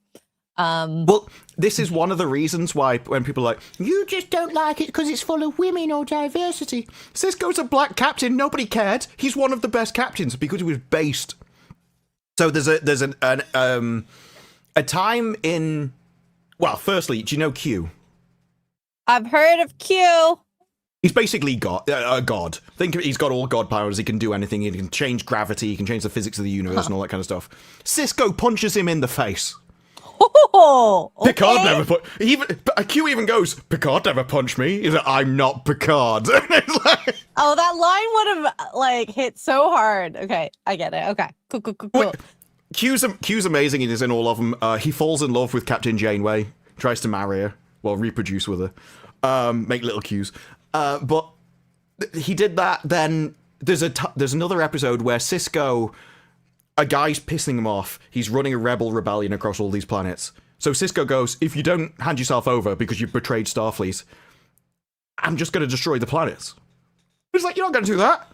You're Starfleet. There's no way you can. You're like, load the torpedoes. It's like, sir? Okay. Load the torpedoes. Fire. And he just fires, makes this planet uninhabitable for like 20,000 years. And you see all the ships fleeing and everything. And he's like, we're going to the next one. And then in the end, the guy backs down. Because he's like, no, I will destroy everything. Like, that's what. People always say Star Trek is a certain way. No, Star Trek had a range of captains. Yeah, and at least from the original series, the writing is just so intelligent. The portrayal of the lines and the emotions that they feel, even if it's not like overt, is quite compelling. And that is definitely not what I get from Starfleet Academy. Well, yeah, but you have to remember they're teenagers too, so they have that emotional charge, but there's ways to kind of go about that, and it's just not captured. Star Trek episodes always started that way. It was, how many people would you need to kill in order to win a war? And then they write an episode about that. Or is there a way that capitalism would be used to make peace? And like, okay, we'll have a Ferengi talk about that kind of thing. There was always an idea and a concept and a thing they wanted to analyze, and it used the feelings and the people to look at that. Whereas this is just feelings. And so you're at the bottom rung of entertainment. This is why it feels very flat and boring. Whereas Star Trek was always complex. It was like, okay, so we've made a computer virus, but now it's eaten our computer and become sentient. It's life. Mm-hmm. What do we do? Because it's killing us. It's destroying our ship. And it wasn't. Do we kill it and save ourselves, or do something else? Yeah. I just thought of something. It would be kind of hilarious, but like to deal with these teenage emotions, to like round them up, if they had a therapist. Oh God. I would love it as a female viewer. I know. But I would talk myself. I know. Or okay, instead of a therapist, this would be just post credit episodes of them talking about their feelings. I would be okay No, with that. just do Post episode logs. credits. No, That's just do logs. So whenever a Oh, is that captain a thing? needed to talk, Oh. yeah, it'd be like captain's Oh, log, Stargate, and captain's log, star date, blah blah blah blah blah. yeah, you could I have get like those, yeah. personal logs of somebody, because like the one I just did with Cisco, that entire episode is done in the captain's log to himself. Oh, yeah, that would actually be kind of cool for them to start journaling, I guess, in a sense. Yeah, well, all people in Starfleet keep a log, because if you're on a ship and then the ship gets destroyed or something, they go back to the people's logs to find out what happened. And I think so that you would are be meant a to do cool this. way to add to the show that will have the teenage feelings without them in the show. The How difficulty overt you they are. have is that in Starfleet Academy the kids didn't do anything. And that's the other So- thing. It's like I don't there's no stakes in like the relationships they have. There's just, oh, I'm a dude, we're rooming together, we hate each other. Okay. Well, the issue that because it's a military thing, they would have like military relationships, and from what I've heard, having not been in the military, is basically the women that go into the military are either extremely masculine or they just are called, what is it, like mattress bunnies or something? They just get with everybody. That's just the way it works. And so the relationships in this aren't like that. It's not like your traditional thing that a woman would be interested in. There's no romance between the things. It isn't pairing up. It's not 50-50 between everything. It doesn't work like that. Yeah. But it is like, it's the same problem with the first episode. The people on the ship should have been, like, the officers would have dealt with everything. The kids wouldn't. You can't leave that in a was life and really death situation to children. Yeah, but that's the point of the show. You want to see the kids do stuff, but the kids don't do anything. So you'd have to have them go through training exercises and challenges that way. Barrack bunny. Yeah, but I think there is I thought there was a mattress one as well. Mattress bunnies. Who knows? I heard barrack bunnies before, but yeah, the women in military lose because they have the pick of the men. Well, also, the military would attract a very certain type of woman in general. What's that type? The type that wants to go around everybody. Oh, okay. Look, they're either going to be raised around brothers or it could be extremely butch, right? That's the kind of... Like, funnily enough, I applied to be in the military. I didn't go, but... Well, exactly, you didn't go, right? Yeah. But, the military itself, I imagine, has a very specific type that attracts to it generally. Either, I know in America you have, like, military families, it's all, like, goes down. But in general... Alex Kurtzman was never going to go in the military. You know, that's a very specific type of man that generally takes that kind of path. So it makes sense that it would be the same kind of thing for women. But that's the issue. Starfleet is the best of the best. The military does not feel that way. Well, the military wants a lot of people in it to defend the country. Starfleet is the peak of the galaxy, and this is people that eat their own comm badges. And the captain loves it. She's like, yes, I filled it full of degenerates that can't do anything. Oh, the captain who praise doesn't even know hair oil, and her hair is so frizzy that it looks so like, oh, how Caleb was supposed to have a haircut. He literally got forced a haircut on him. She needs to be forced to do something about her hair. That is disgusting. Sorry, as a girl. There was a whole thing there about your hair. It was like, what's her name? Holly something? Well, if you share my screen for a second. Oh, God. Is this so? Oh, no. Jamaican hairstyle day is tomorrow. I'm dreading it. Why? I had the joke ready. It was already there. You brought up hair. You brought that one on yourself. I did, I suppose. Okay, so this is her, and this disgusts me also, the way she's sitting in her chair. Her hair, I don't know what it is, but it's just. Hey, at least she got shoes on. Well, she's got shoes. No one should sit in the captain's chair like this, by the way. Well, when she sat in it, it was very strange because she sat in it like she was trying to take up as little space as possible, and the seat was really wide for no reason. It's like, is this just made for XXXXXL captains? No, they made it so she can do this. It's like they knew. Oh, I want to get a chair where I can cross my legs, but a captain's chair is not it. Okay, you should. No, okay, another thing. It's supposed to be professional. Okay, in all honesty, it's mostly white people that have done this. You should not be wearing your shoes inside in your room, in your house. I would never put my shoes on my chair like that. That's disgusting. What have you stepped in? Who the heck knows? I mean, I'm disgusted by this. As an Asian. I don't wear my shoes inside anyway. There's some people who do. A lot of people don't, because that's why slippers were invented, and I feel like slippers are also a white people thing. It tends to be. No, wearing slippers inside is fine, because it's like you want to keep your feet warm, but it's different from your outside. Well, they're only ever shoes. worn inside anyway, so it's not as if they're going to be worn outside. I tend to just walk around in socks. But yeah. This she needs to fix her hair. She needs to fix her little sitting thing that she's doing in this chair. Like, ugh. Also, I don't really like these new uniforms compared to like the old ones. No, the uniforms aren't asymmetrical thing. Asymmetric even cut the is bothering me. The students all have different colored stripes down them. I'm still not really sure why. I hate them. And then compared to the original series, which I mean, at least it's symmetrical. The girls' outfits, I can see why, whatever. They're a little short, but at least they wear stockings. But Star Trek is a male show. It always has been. Thing. Where it feels very female for obvious reasons. Well, like the intros, the intro of Starfleet Academy is flowers flying around everywhere. Yeah, like you're very masculine flowers. This bothers me too.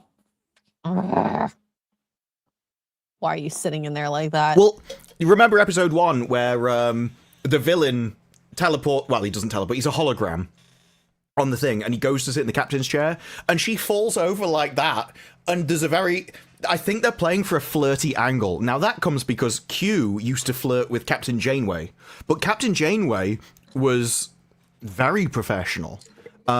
People would call her sir. She's like, no, it's mom. And she would be very, but she would like a captain. She wanted to be treated as serious as everyone else. This is some old. Have you watched basically. Mean Girls? Have you watched Mean Girls? No. Where the mom, the one mom is trying to be so cool. Hey girls, would you like some margaritas? Oh my God. It feels like that. She's trying to be cool with the it crowd. It is unusual. She is like a parent who doesn't want to parent anyone. It is the gentle parenting of everything. And she's treating them like her children. So unconditional love for everybody. Nobody needs to do anything. I love you all no matter what you do. It doesn't matter if you go out and you murder people and you commit crime and you theft people. I'll always love you. It's like, no. You. Oh my God. It is her job to basically force them into line so that they can become officers. She has to break them down to build them up into actual human beings, because at the moment, I mean, they're eating com badges. Are they really? I wouldn't class that as a normal human being at all. And you know, original parenting, not that like some of the stuff that maybe some parents did is okay, but parents are not supposed to be your friends. Parents are supposed to guide you. And then my parents, they did a total 360 for the most part. Once I became 18, they still guided until, and I saw them loosen the grip once I got a job, like a proper adult job. And they're like, you're set. We don't have to guide you as much. I'll be here if you want to ask anything, but that's what your teacher should not be your friend. Hell no. No, I think one of the greatest disasters that's ever happened is the education system, to be honest. It probably made more sense when it was patriarchal. Now it's just a complete disaster. They're just trying to be your friends. And teachers can't even be a teacher 100% because kids will complain and then they get in trouble. Well, it's gone so far that they can't even understand that boys are different than girls and they need to be taught differently. And so this leads to boys being treated as broken girls, and they're like, oh, he's got ADHD. No, he's just a man. That's all he is. He has more energy than other people. Boys have a hard time sitting around in school. They do when what you're teaching them is boring. And the way that they get taught is boring. Even when I was at school and I was still around, there was still Only at high school and primary and stuff, it was kind of just nearly all women teachers. I think I only had one male teacher up until high school, and then all the male teachers were in high school. It's like, okay, they're old enough now, it won't be seen as weird. But the male teacher was just more respected. They had a certain air of authority to them that women just didn't have. Exactly. They couldn't do it. There was one. She and she had the roughest reputation out of any teacher in the entire thing. Everyone went into her class like, "Oh, what's she going to be like today?" She was fine, but everyone respected her. The rest of them, not particularly. Interesting. And it is more difficult. Whereas if the guys do have it, this is why in parenting, what's one line that every mother has said? You wait till your dad gets home. Because he is the guy that comes back and deals out the punishment. The mother works out you've done wrong, but it's the dad that punishes you. So he's the one that you're scared of coming back to the house. And that's what you don't get in this. All the Klingon Jemadar woman screaming at people's faces. I'm like, she's not intimidating. Like, No. we've seen that she's got strength, but she has no presence when she's talking to somebody. And everyone's backing up and like, why are you backing up to her? I can't wait to see her in her gym class because obviously that's in the trailers, but we just haven't seen it yet. So, Well, yeah, she needs to do it herself. Yeah, we'll have to see. So Matthew Gubbin for 10 British pounds says drink. And Josh Darnett for 2 says Canada just signed an EV deal with China. Yay. What kind of deal? What's the deal? Electric vehicle. No. Like, is it like we're buying X amount of cajillion dollars of EV? It could be, or it could be like a tariff thing. Ooh, there's lots of deals that can go that way. But to be honest, China makes most of them. So yeah, if you can have electric vehicles, it's very difficult to do it without China at this point. Well, everything is everyone like shipped off their production to China-made. them. So like, yeah. I bet you 50% of your household has things made in China. So yeah. Mongoose did say we hit the drink goal, so dole out your shot while I read this next super chat. I think I actually have shot glasses. Nice. Monkey Hate Clean for $2 says, what do you do with a dead chemist? You bury him. I think I have something like that. You know, I bury him up people's butts. You're welcome. And down the Oh yeah, that's you can scan it and it's radio. Yeah, it's a radioactive liquid metal, isn't it? That's it's not weird. radioactive. It just shows up as very dense. It's very radio dense. So typically your bowels are not well seen on scan. So when you drink it, you could see the outlines of them a lot more. So we use that a lot in CT for like polyps or whatever. What's this? Number 1, have you ever tried blindfolded archery? No, sir. You don't know what you're missing. Okay, that was a good one. There's lots of good ones. I have a lot of them. Oh god, that was really good. All right, cheers. Are you ready? Or not yet? Not yet. I've only just got the shot glass out. Okay. Matthew has become a YouTube member. Cheers, thank you. And Saw, a member for 15 months, says, hi to the beautiful X-Ray and Disbrew. I told the nurse I got bit by a wolf, and she asked where. I said, no, just a normal one. Just a normal one. I actually think I've seen that as a Star Trek joke. I want to see your algorithm so bad. I'm just scrolling, and then it's just the same meme format. Yep. I love the dad jokes. Keep them coming. Are you ready, Mhm. Uwu? All right. Cheers. Thank you for reaching the shot goal. And we are $35 into the next one. So, whoo! That was spicy in my throat. 65 left. SE Kaiju for 2 says stereotypes exist for a reason. Change my mind. I'm a good driver. You're welcome. Like, stereotypes exist because a pattern was noticed by enough people for enough time in a distributed system that everyone went, I think I see this. And everyone went, yeah, I see this as well. So it is true a significant amount of time. Otherwise, everyone wouldn't notice it at the same time. Mm-hmm. Yep. James Busher for 2 British pounds says, Disbrew, you seen any Jujutsu Kaisen season 3 yet? No. And when I explain why... Rude! How you're dare you? I've looked at it 3 times. I looked at with episode 2 twice, then episode 3 appeared, and it's only subbed. Oh, This is what I yeah, mean. you like dubbed. You're gonna hate me more for saying that than for not watching it, but that is why I haven't watched it. I don't did mind. start Demon Slayer though, and I've got further What this season time are than you before. on? I'm like One 5 still? episodes. I'm on episode 5. Okay. I tried to watch it before and got bored at episode 2. This time I got to episode 5 and went a liking little it. further. What about Frieren? Have you watched the next episode of Frieren? Oh no, when's season 2 coming out? It's already I out. should finish. Right. Season 2, episode 1. I will stop Demon Slayer. I will start Frieren and then go into season 2. Oh, I ruined Demon Slayer for Uwu. Well, no, I wanted to watch it before season 2, and I get sidetracked and forget about things. So I was like, I need something new to watch because I watched. It was Shad recommended it. It's like a medieval magic fantasy anime. Mm-hmm. I watched all that and like, oh, there's barely any of it. It was like 1 season, 12 episodes. I was like, this isn't enough to recommend. It's good, but it doesn't finish any story. So I finished it wanting more, which is suppose is a good thing. But I didn't feel satisfied because you didn't finish any story. It wasn't enough. It wasn't enough. I get that. But I enjoyed watching it. So yeah, I was after something new and started Demon Slayer, but I should have done Frieren.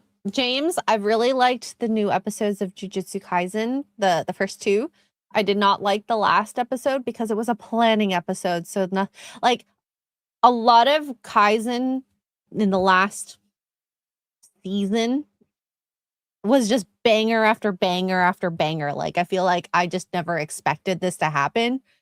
And a planning episode seems like just a huge break.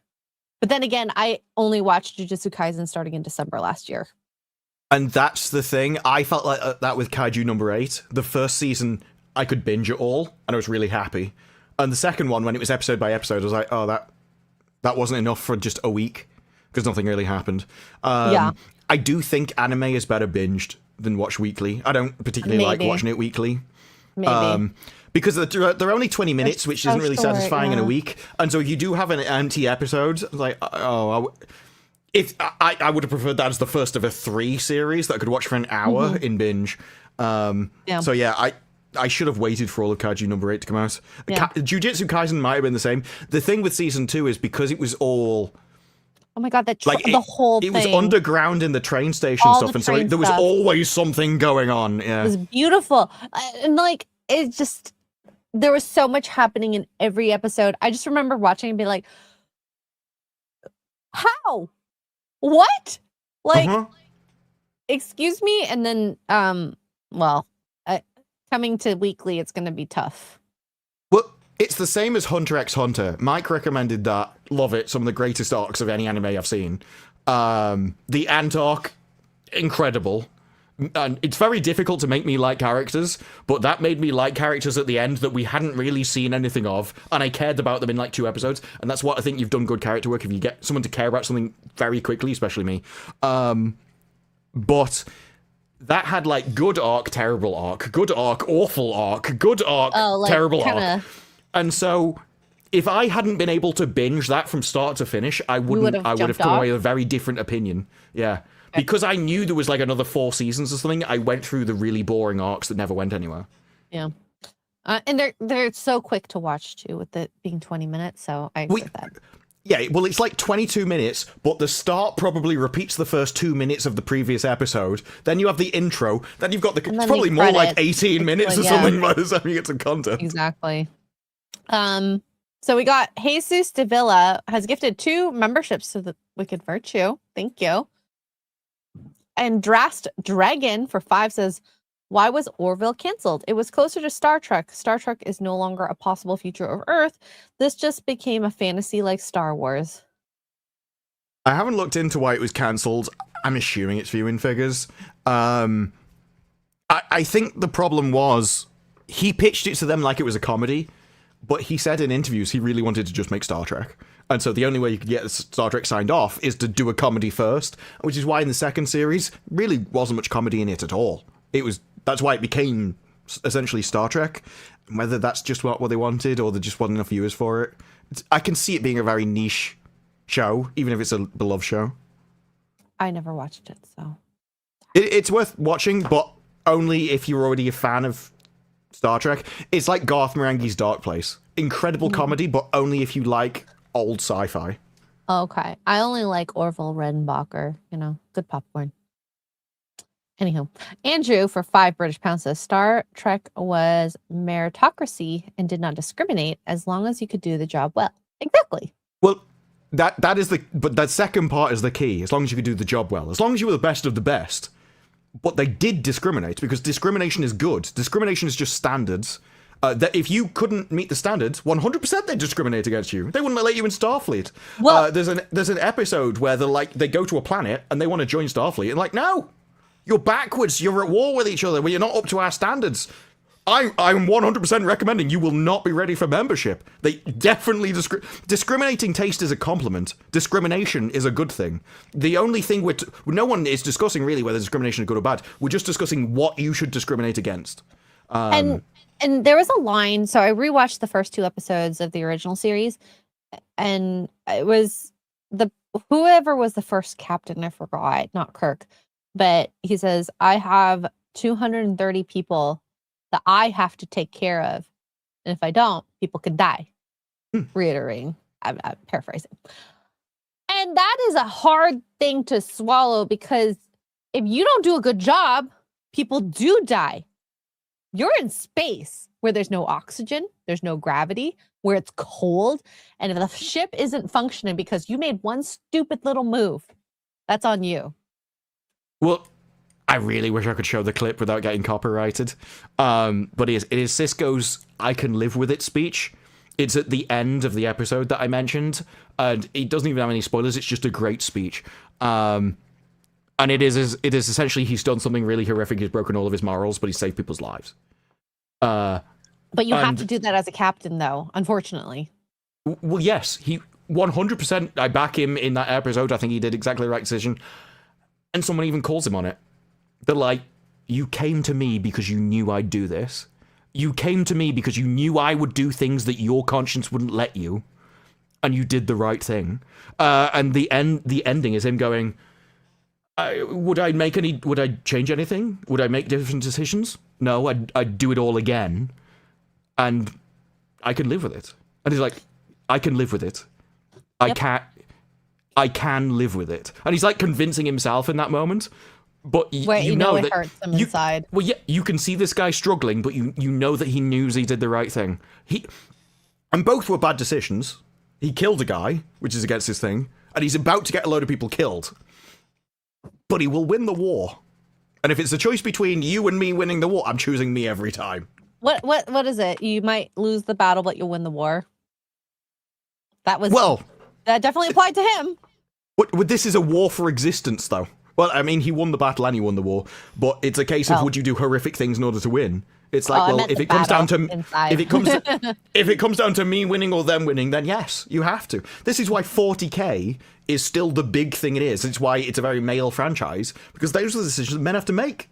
It is a case of you need people who can make the tough choices. You can have the effeminate, whiny little guys that well, I would never do it because I'm Californian. It's yes, and you will be glad that the guy will get down in the dirt and do it for you. And when it comes to an existential threat, anything you do is justified. And the crazy and that's what 40K proves. The Californians are able to exist the way they are because of all the wars that have been had, all the difficulties that have had beforehand, that you can have your cushy little life where you're fed all the time. Guess what? People are lucky that they have access to options for food. Look, if China invaded California, they would be begging for the military to come in and be completely dominate every aspect of their lives to get them out.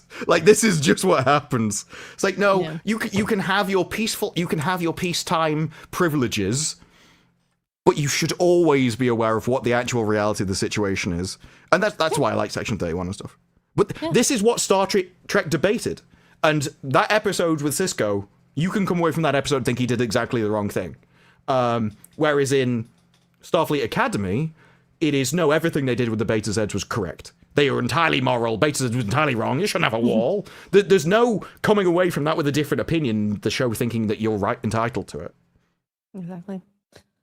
Mark of reality for $2 says the Broncos just beat the Bills 33-30. I don't know what any of that means. I was about to say, I wish you're talking to a I don't even know Canadian or what the Brit. scoring is. Like, I don't this- even know how you have 33 out of 30. This is football, right?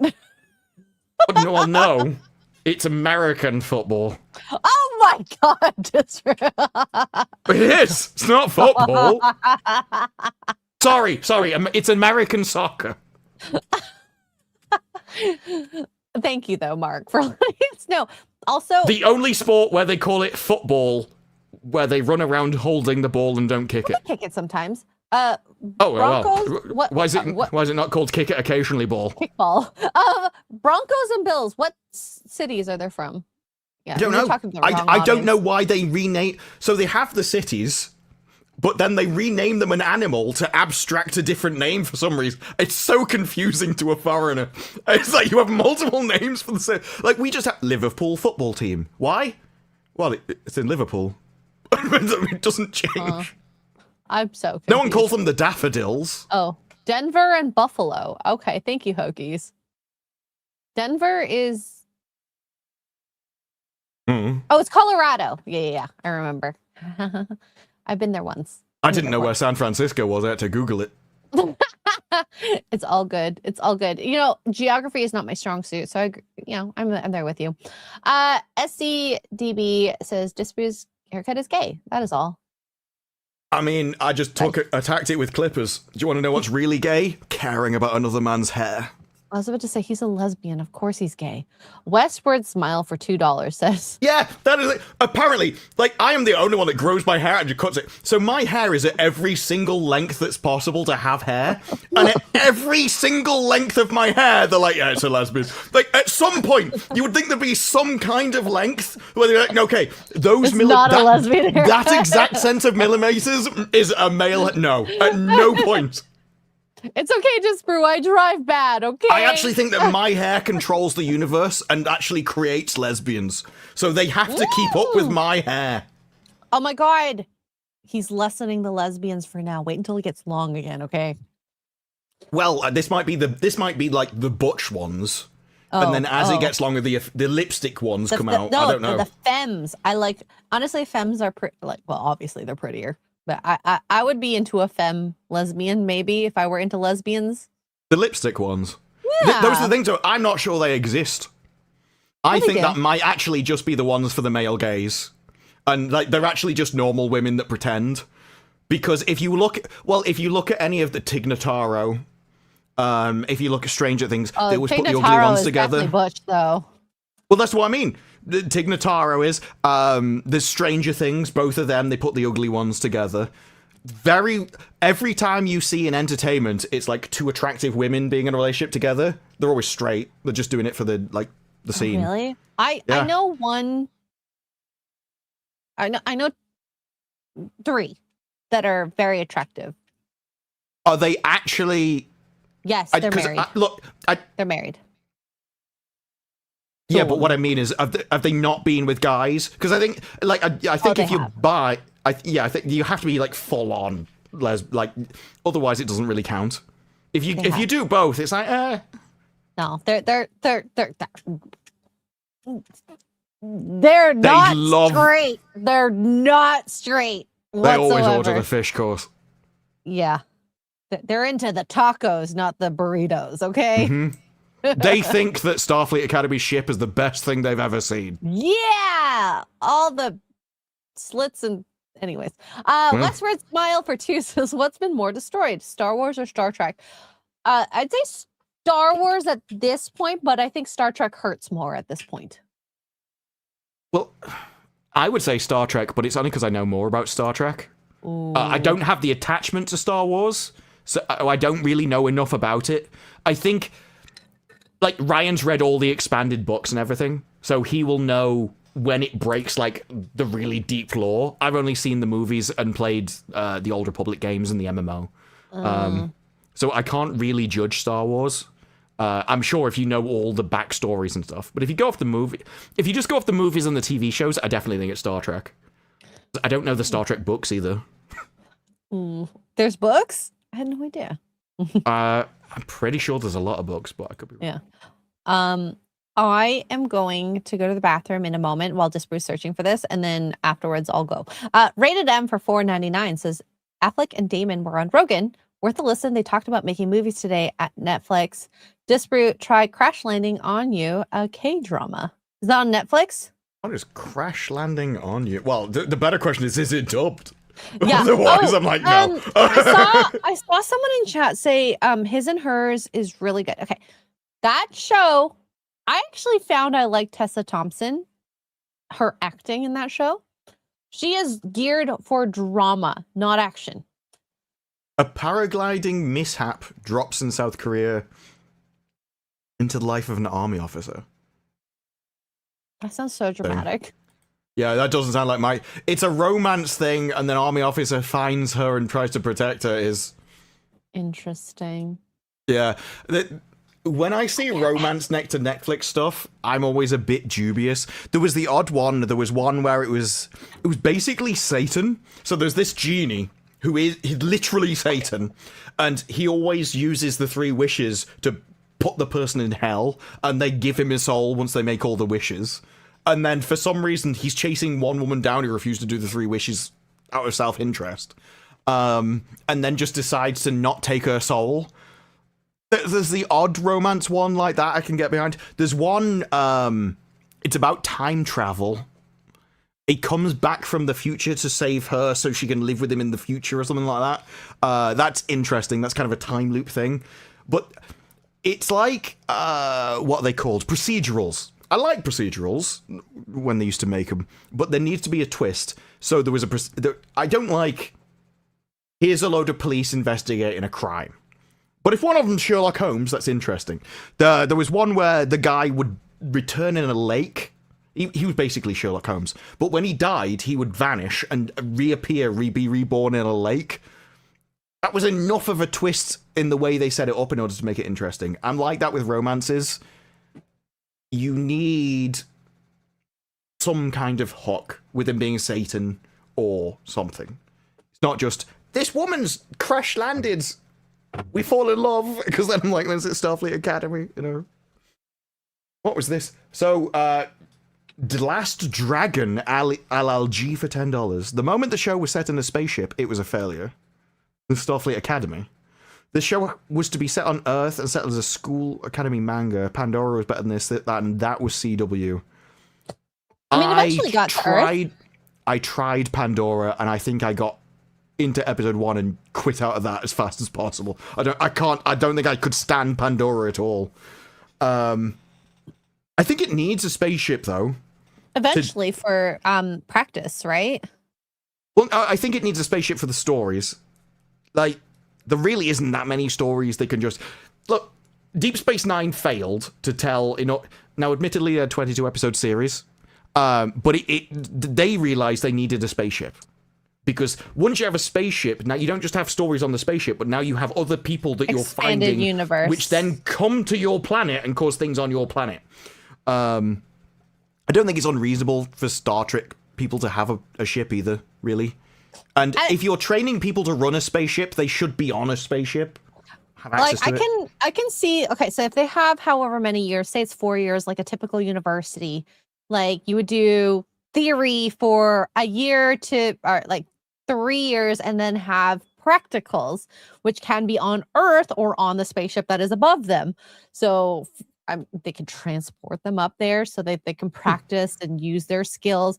And then 4th year would be them going into space for missions for 2 weeks, 2 months, or something like that. I could see that happening. Well, the thing is, when people did go into Starfleet, they had skills. I had no idea. Yeah, because they got put through. Like I say, these are the best people in the galaxy. These people are already trained. They're already. These are. That was not shown in the show. They were not shown in the show. No, because it's not true in this. In this, it's any old degenerate who's just thick and stupid. Someone who can swallow a comm badge, okay? Well, that's what I mean. This Starfleet is what progressive liberals think that old Star Trek was. So they're like, it was always about equality. It was always inclusive. And so that's what they've made. They've made an inclusive Star Trek. And inclusion means no standards. It means everyone's included. Clearly. Doesn't matter how stupid you are, you're involved. That's not what... Starfleet was basically geniuses. It was a load of geniuses who are the peak of everyone. They've already mastered them. This is why you don't have fat people. People are like, oh, well, you wouldn't have fat people because the food would be healthy. Well, you can still eat too much healthy food. No, the reason why no one... The reason why no one was fat in Star Trek is because they had control over themselves. They weren't greedy people. They were superior people. They were the best people. They mastered themselves. This is why there's the challenges were there to make sure they weren't scared, to make sure they could deal with their fears, to make sure they were great at maths and education and knew all stuff about warp things and everything. So you would go into Starfleet Academy as essentially a crew member, but they teach you things like warp cores, not how to make your bed. Like, what, you Jordan Peterson? Should be innate. I'm sorry. It should be innate. To be fair, I've never made my bed in my entire life. I don't think it's important. But if you're in the military, that's part of your training. It is to be able to eat healthy, but living a clean life, an organized life, so that you can concentrate on other stuff versus that. But that's not why the military. There was they used to put normal people through SAS training. And the guy explained it because this guy was failing. They punished him, and it basically you saw this guy break live on television. And the commander realized he'd just broken this guy, so he took him to one side, and rather than shouting at him everything, he explained what it meant. And it's like, the reason we tell you to make your bed, the reason why we tell you to clean that belt buckle so well that it's shining with your face in it, is because, yes, it's a belt now, and if you don't clean it, it's not important. But tomorrow, it's your gun. And if you don't clean your gun, it'll jam on you and you'll die. So cleaning your stuff and making sure it's absolutely perfect is incredibly important. And we are teaching you the habits now so that when you actually have important things, it goes then. So it makes sense when they explain their reasoning behind it. But in this, it's like, no, it wouldn't punish you. Why would we punish you? Well, then why would I listen to you? That hologram spilled her goo over the other guy. Something didn't happen to her? No. She basically killed a baby. It's like... Yeah. That was what that exercise was. Imagine she had flesh-eating disease in her hands. Yeah. Imagine she was working on a warp core, and she's just dropped it all. Like, there are many and this is the thing, that had no story purpose. And it's the example everyone uses is Chekhov's gun. If you zoom in on the gun, you better damn well make sure that has something to do with the story because you've drawn the audience's attention to it. So if you come up with this goo, you better make sure that has something to do with the plot. Otherwise, what is the point? You cut it. You don't give audiences irrelevant, useless information. Because it's just fluff. I don't care about that fluff. It's legitimately a waste of time. Yeah. And you could have filled it with something interesting. Absolutely. Minnie Galen for member for 13 months says, F's in the chat for Wicked. The Bills just can't get it done. Aw, R.I.P. Bills and shit. Why she's not here? She's too depressed. For 199 welfare check on Wicked. She did message earlier in our group chat, so she is alive. Yeah, it was just crying emojis. Yeah. F's in the chat for Wicked's bills. Risk It for a Biscuit has gifted 10 Wicked membies. And thank you, Kara, for the raid. Cheers. Welcome, Raiders. Cheers, cheers, cheers. And let's see, Jason Webster for 10 Australian dollars says, Darth Insufferable, KK, give us gems. Darth Insufferable. I like it. Star Wars Piss the 8th. The last straw for fans. Star Wars Piss Ode 11? 11. The Rise of Skywanker. That probably is a movie, to be fair. Skywanker? Probably. And well, I mean, look, if there's a movie called Shaving Ryan's Privates, then there's definitely one called God. And Indiana Jones, the diaper. Adult movie parodies, the names are gold. I mean, Saving Ryan's Privates is probably the first one that came up in my mind. What, shaving? Shaving Ryan's Privates. As someone who's not really shaved a lot in their life, I don't know how to do that. So good luck to his privates, I suppose. Hertz donut for $5 says for the next shot goal, go tit.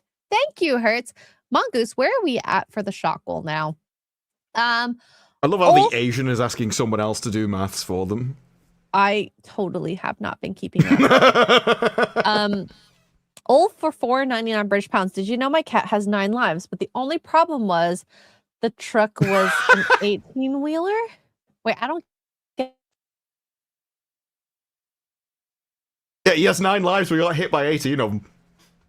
Oh, so he dead. Oh yeah, he's dead twice. It's a bit like this one. If you share the screen. Oh no, another dad joke. Mick, I'm thinking of buying a Labrador. Fuck that, Paddy. Have you seen how many of their owners go blind? Wait, I don't get it. They're seeing eye dogs. I don't know if you have. Do you have those in Canada? Oh my god. Okay, that went over my head literally. I was like, that's amazing. I was blind to the joke.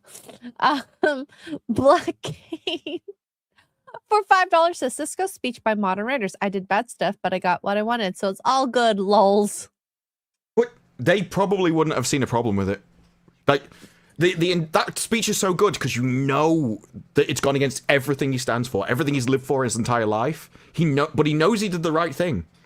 But he also went against all of his morality, and he has to essentially cope with the fact that everything he's believed his entire life is wrong. Yep. And I think that's the one thing about morals and sacrifice, and well, just any Star Trek episode, when you explore an idea and then dissect it and test it out and see how people react to it, that is interesting. Starfleet Academy doesn't do that. It just is emotions. No, and this is why you will see people who, and they're not wrong, Picard is naive. And this is why some people will really like Picard and hate Section 31. And some people really hate Picard and not really understand Section 31. But that's why you require both of them. Section 31 realize that they do what they do because Picard being the way he is good. It is good that he's innocent. It's good that he can make those decisions. So you do need people like that. But Picard couldn't exist on his own. Picard would get absolutely annihilated if ever he was in a war situation. Because he could not make the hard calls. He's not a good leader in that sense that he can sacrifice for the greater good, unfortunately. And that's why he would always look for peace and stuff. And there are some people that can't be reasoned with. Which is why him fighting the Borg were quite interesting. Because they just did not care. Yeah. I could see, like... I feel like since we have not been in a real... I say real war. People live such a cushy life, so they don't have to make these drastic decisions. And so then we end up having a society of very selfish people. I won't deny that I've been selfish. But like everyone's selfish to a degree, and I'm not even sure that's unreasonable because it's your life. Obviously, you're the one that matters to you. Until you like get married and have kids, and then you have somebody else to live for and somebody else to provide for, and I think that makes you less selfish. But yeah, like things get very. Look, the entire feminist system wouldn't exist in a war. It goes. No. We saw that in I think it was Iraq and stuff. They started giving them like feminist pamphlets, and they started going, no, women can go to school. And then the moment everyone else came in, the men ran away like, I don't care whether they go to school. And then all the women, they also didn't fight for themselves. None of them picked up a gun and fought for them because they don't care whether they go to school either. It is the moment you go to a war system, everything reverts back to traditionalism because that is the natural state of humanity. And anything else is just wrong. There are two things that humans will always put priority to: food, shelter. Then after that, you have sex. Then after that, you have feminism. Clearly. I just think that, look, gender roles existed for thousands of years for a reason. We evolved those as the base foundations of our biology. Anything that you do that goes against those, you are just wrong.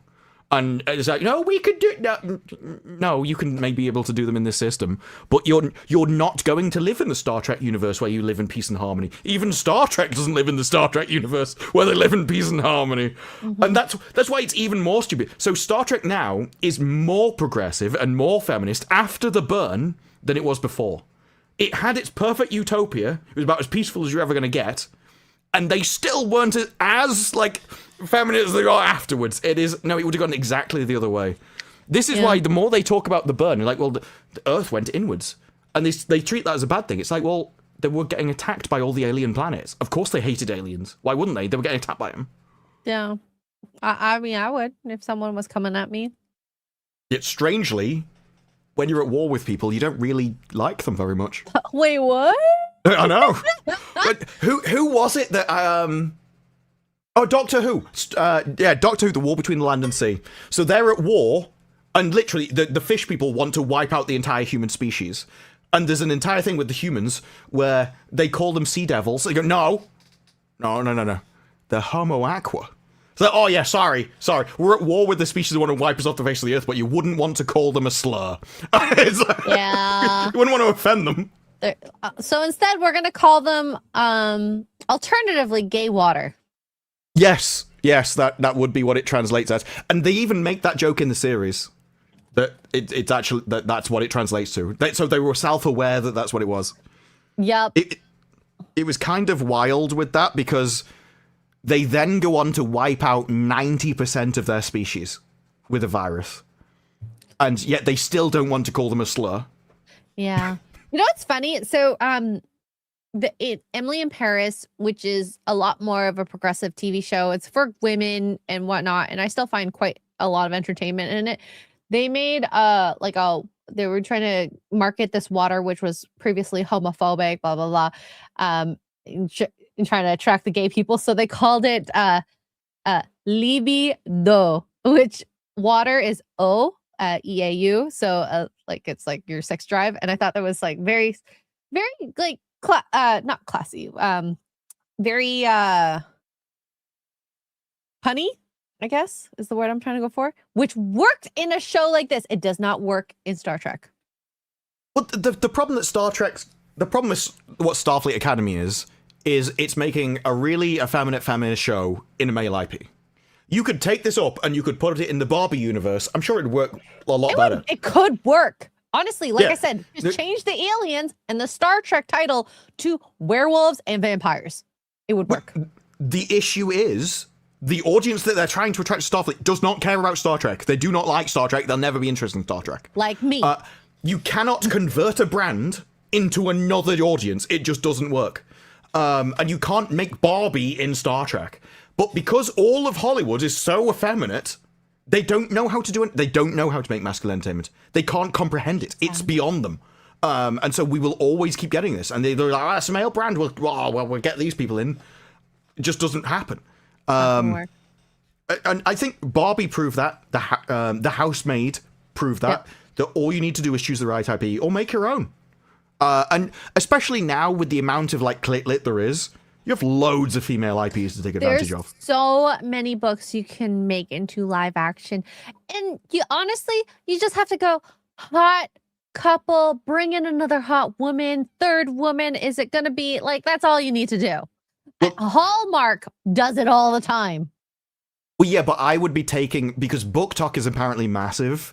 And you can use those as free marketing. Like, they will see your book and they will take off. Like, Housemaid had wasn't it like a 1% drop or something? Or was that a different movie? So I don't remember. There was That's some movie rare. that had a 1% drop and it was absolutely insane. I think it might have been The Housemaid, but that's because you had the word of mouth went through social media and then people went and watched it. And so if I was in Hollywood and wanted to just make money, and we're like, oh, I'm an artist. No, you're not. You make products, right? I would just be going through Book Talk, finding the biggest books and just making the movies. You can print money, but then, and I want that. I want all of your effeminate crap over there, and then we can have Star Trek back as male entertainment. Okay, Housemaid dropped 19% in its second weekend domestically, which is still strong. Like, that is a heck of a drop. Well, there was something that dropped 1% recently, and I don't know whether it was weekend to weekend or Friday to Friday or something. I just remember the 1% thing. This stronghold was significantly better than the industry average and outperformed major competitors like Avatar Fire and Ash, which dropped 43% in its second weekend. The film's performance was bolstered by strong word of mouth, particularly on platforms like Book Talk, maintained momentum. So it's the third weekend. You were right. With only 3% drop in domestic earnings. Yeah, and so one of those days was probably a 1% drop, if it's 3% overall. Yeah, that is insane. We are used to like 80% drop, 60, 50 probably is considered, oh, that's good. That's but a the Housemaid, Housemaid was an incredible success. And like I say, it wasn't for me, but I could see why somebody else would like it. Hot people doing relationshipy things. But it wasn't even. It was like the themes that I didn't like. It was an okay constructed movie. It was a bit slow for me, but from what I gather, that actually works for women's movies. They like the build up, and so I was like, okay. So it made sense, and now you've got a new sequel. It had great word of mouth. Great, it worked fine. Just don't do it in Star Trek. Like I don't. This isn't a difficult thing, but I genuinely think in Hollywood they don't have people that can make Star Trek anymore. So their only option would basically be go back to the people that made it, if any of them are still around. If they would even do it, right? Like this is I've not looked into Stargate and it returning. I've seen some comments that it's some original guys returning. I don't know the veracity of that. It's just what I read. But that's what you kind of need to do. You need to find the people that made Star Trek. I'm just bringing them up. Basically, pay them anything. They're the only people that can make this stuff at the moment. Well, otherwise Star Trek is dead, right? Like I couldn't see them making another movie or TV show that anyone would want to watch. And it's the same thing with Marvel. Like they're trying to jangle these keys, but I think what'll be interesting is they have so much mistrust with the audience. Will the normies come back and watch it? I think some will, but I have a feeling majority will be like, I'm going to wait for reviews. And then that weekend drop will be telltale for Doomsday at least. Yeah, the biggest mistake they ever made was making so many bad movies in a row they lost the audience goodwill. Because now everyone waits. And once you've waited a week, you're like, okay, well, I've waited a week for the reviews. I can't go this week because I've already planned something, so I'm going to go next week. Well, actually, now it's 14 days away, and it's probably going to be on streaming in 2 weeks. Yeah, and by then... and so you really needed people to go on that first weekend where they didn't know what it was, but they've been lied to. And the amount of times I've gone to a movie, and the trailer is not what the movie is. Because they think, well, we've got your money now. We can just make a good trailer. We don't need to make a good movie. We can make the movie we want, but we'll get you into the cinema with the trailer. And it's tricks like that destroy audience trust. And then they'll just go on streaming. It'll be in streaming in a month. I would rather wait for streaming because why would I want to pay $16 to $20 for a ticket plus popcorn plus drinks if you're gonna go for that? And then on top of that, this is gonna be a 3+ hour movie. I need an intermission built in so I can go take a freaking piss. Look, anything over 90 minutes should be the exception, not the rule. If you can't make a movie in 90 movies are 90 minutes, TV shows are where you actually tell story. Movies are like blockbuster, action-packed things, everything gets thrown at you. You have characterization done in a few minutes right at the start. But this is why we used to have movies where you showed a husband, you showed a wife, they had kids, they were happy, they had a breakfast scene, then he goes off and kills people. Or the wife gets kidnapped and then he goes off and kills people. But there's a short... This is one of the reasons we use stereotypes. One of the reasons why people in Hollywood are attractive. If they're attractive, you like them. You think they're more competent. You're more likely to like them as people. You can skip all of the boring character work because they're just attractive and that makes you like them. Then stereotypes. You may not like stereotypes, but... if I show you a Mexican in a hat and he's doing it, you can probably predict everything about him from the stereotype alone. And that means I don't need to tell you about the character. I don't need to spend you 10 minutes describing what he is because you know from the stereotype. All of these things are shorthand for stories that some stupid git went around and went, well, I think that's offensive. Well, I don't care about you because I think you're pathetic. So all stories have been like destroyed because somebody didn't like being put into a group. But actually, humans fit into groups really well, and they have many uses. So, they don't realize when they get rid of these stuff how foundational they are to humanity and stories and everything else. And you can't go without them. Like, well, I don't like gender roles. Well, what if gender roles are integral to stories and you can't tell a story without them? What then? Oh my gosh. It's so true. I hate when people are like, I'm gonna just say things and be offended for a different group of people because I'm trying to be the best human being possible. No, you're being annoying. being so freaking annoying. I saw a tweet about Bella Ramsey. I don't know if this is true, so don't quote me on this. But is it in an image? It's in an image, which is like, that's why I said if it's in an image, true. I never trust it because they're like, you won't Google this. And the last things I've Googled that were in pictures, I didn't. Yeah. But if this were true, because I do think some people do think this, and we've seen this with the alphabet, white women, blah, blah, blah. I want to change breastfeeding to chest feeding. Oh, well, even if she didn't say that, that was something that was genuinely said and done and the NHS implemented. So that was and all I could say was men and women have breasts. Not that I'm saying men can breastfeed, but they have breasts. Guess what? Chickens have breasts. Monkeys have breasts. Dogs have breasts. Every animal has breasts. So calm your tits down. Calm your breasts down. Whoever is thinking.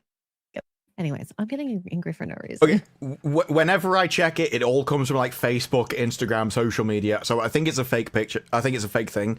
But even if she didn't say it, other people had. It's I'm terrible at lactating. So there's no need to include me in any term. But I'm against inclusivity in the first place. Things should be extremely exclusive. Exclusivity is standards. Discrimination is standards. We can't be every category. You know what I do every time I go to a restaurant? I discriminate as much as I can because I only choose one meal and I discriminate against all those other meals. Nuggies. I don't include them at all. I'm like, I don't like you. I don't want anything to do with you. I'm not paying for you. I only want this one thing that I actually like. Well, when you go for a job interview, you're being discriminated against because he's only choosing one of you. And he's discriminating against the rest. Absolutely. We've taken normal words and just utterly destroyed all meaning of them and then said they're a bad thing. It's like, well, no, actually, we do all the time. My favorite is conspire. Conspire? If you conspired. Yeah. If me and X-Ray Girl decided to order a pizza together, we've conspired to order a pizza. And yet now they're like, that's a conspiracy theory. It's like, well...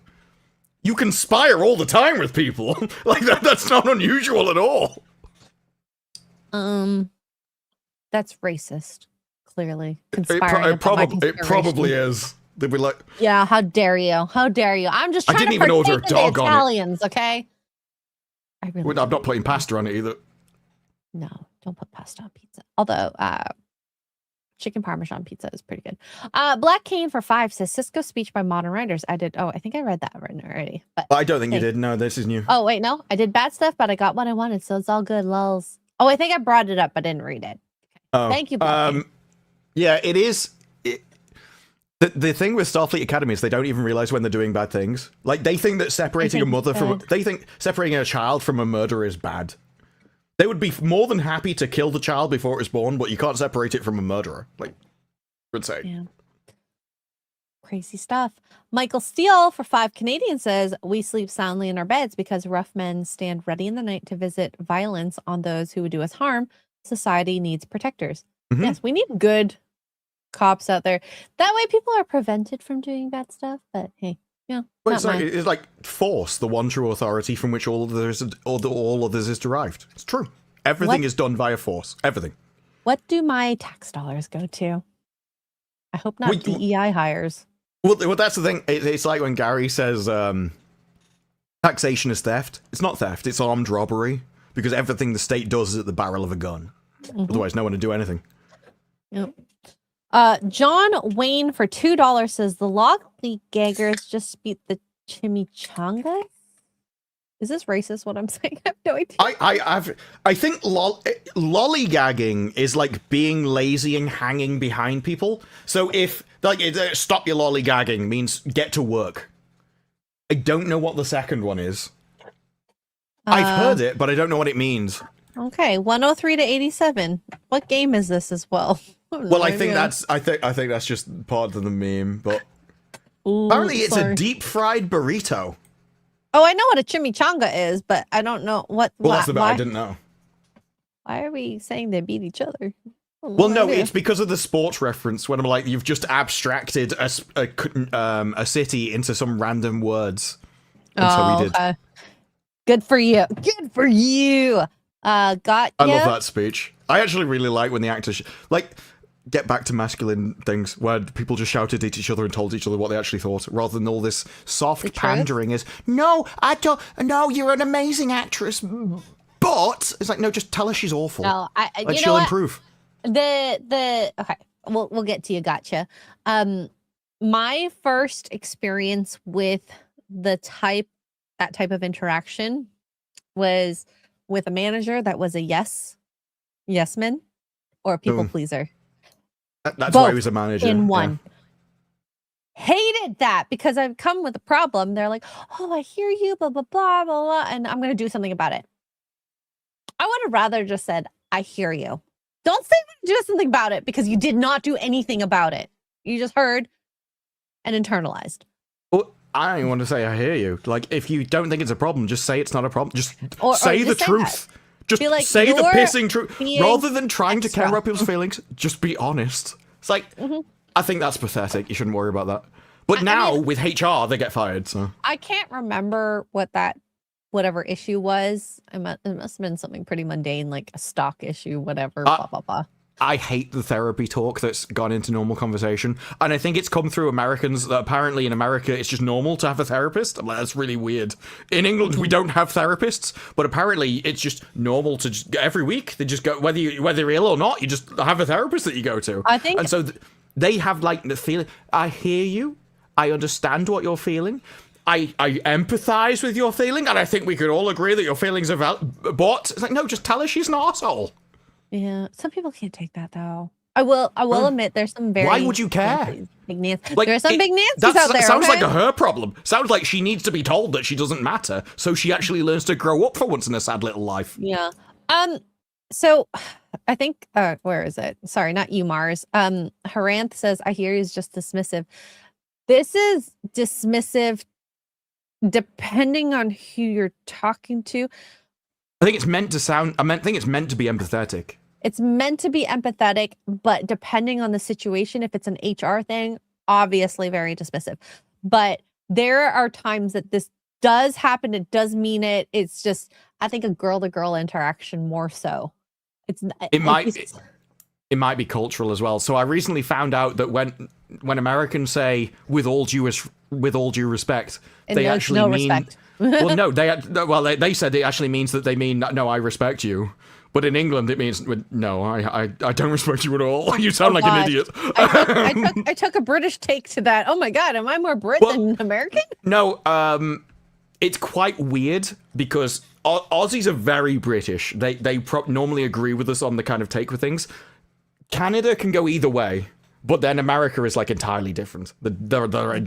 It's almost like America, and it may be true actually that America just saw what the Brits did and did the exact opposite. So maybe. There's also Americans stuck to a lot of the original British terms when the Brits changed meaning. So there is an argument that the Americans are actually more British in some things than the British. Yeah. No Spoon says, I don't need you to hear me. I need you to understand and comprehend WTF I just said. I think we're arguing about definitions at this point. I think the people that say I hear you mean I hear you, understand you, without saying the words I understand you. I'm just guessing. I don't know why you'd even need to say that though. Like you just respond to the thing. Like if they've got a problem, you don't need to go, I understand your problem. You just either tell them I'm doing something like the problem, or I do not care because you're irrelevant. Like this is a very male-female perspective. Yeah, but the female one doesn't matter. The male one is grounded in reality, where we're actually talking about the problem. And yet again, male-female perspective. Well, exactly. The feel because yours is like, well, I care. Like her feelings. No, the feelings are irrelevant.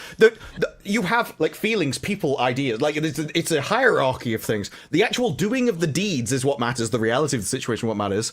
How somebody feels about the situation doesn't change anything. Mm-hmm. It's like if you care about the feelings, go back to your kitchen and piss off, so the adults and the grown-ups can do something for once in their life.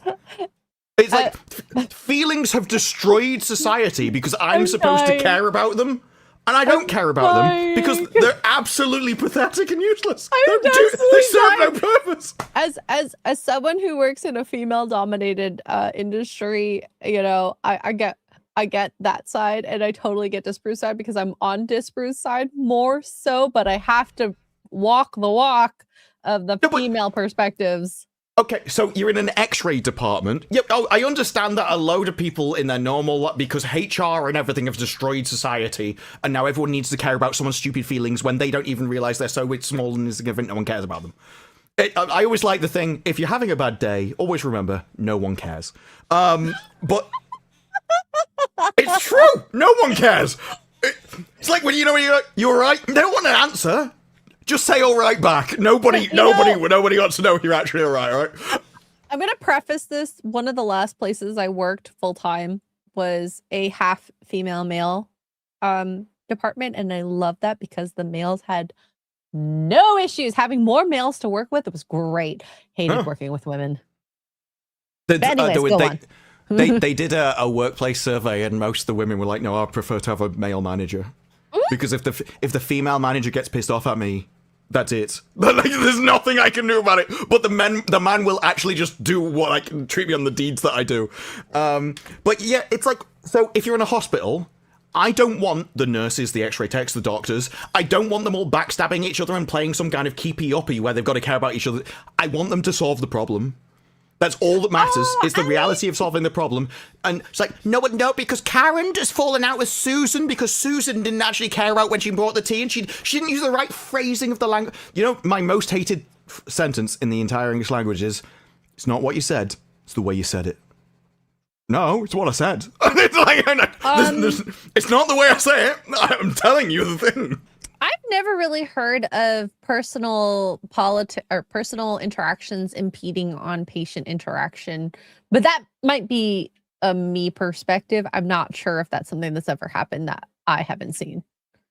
I mean, you've seen Starfleet Academy, the lack of professionalism. That's because they're all concerned about emotions. The more concerned about emotions you are, the less professional you are, because professionalism is the removal of emotions, so you just deal with the problem. I think because I'm an X-ray, maybe that's why. I do hear about nursing and doctors in Emerge, especially, maybe, but I've not seen it directly. Have you ever had any problems where nurses have gone after a doctor? Because there's always the meme of that nurses are like become nurses so they can get with doctors. Does that not happen anymore? Is that too dangerous? It does. But because where I've worked has been such big departments, it's not a problem that I've personally seen. I imagine as well with HR and everything, that's kind of... Oh, I think... Dating within the workplace has probably been cut down a lot. In a small town, I could see it happening because you know everyone, because I have worked in a small town hospital, but in a big hospital in Toronto, that's not a problem. Is that just because they're all over the hospitals all the time? There's like in my one department, we had just in X-ray like 70 people. Oh wow.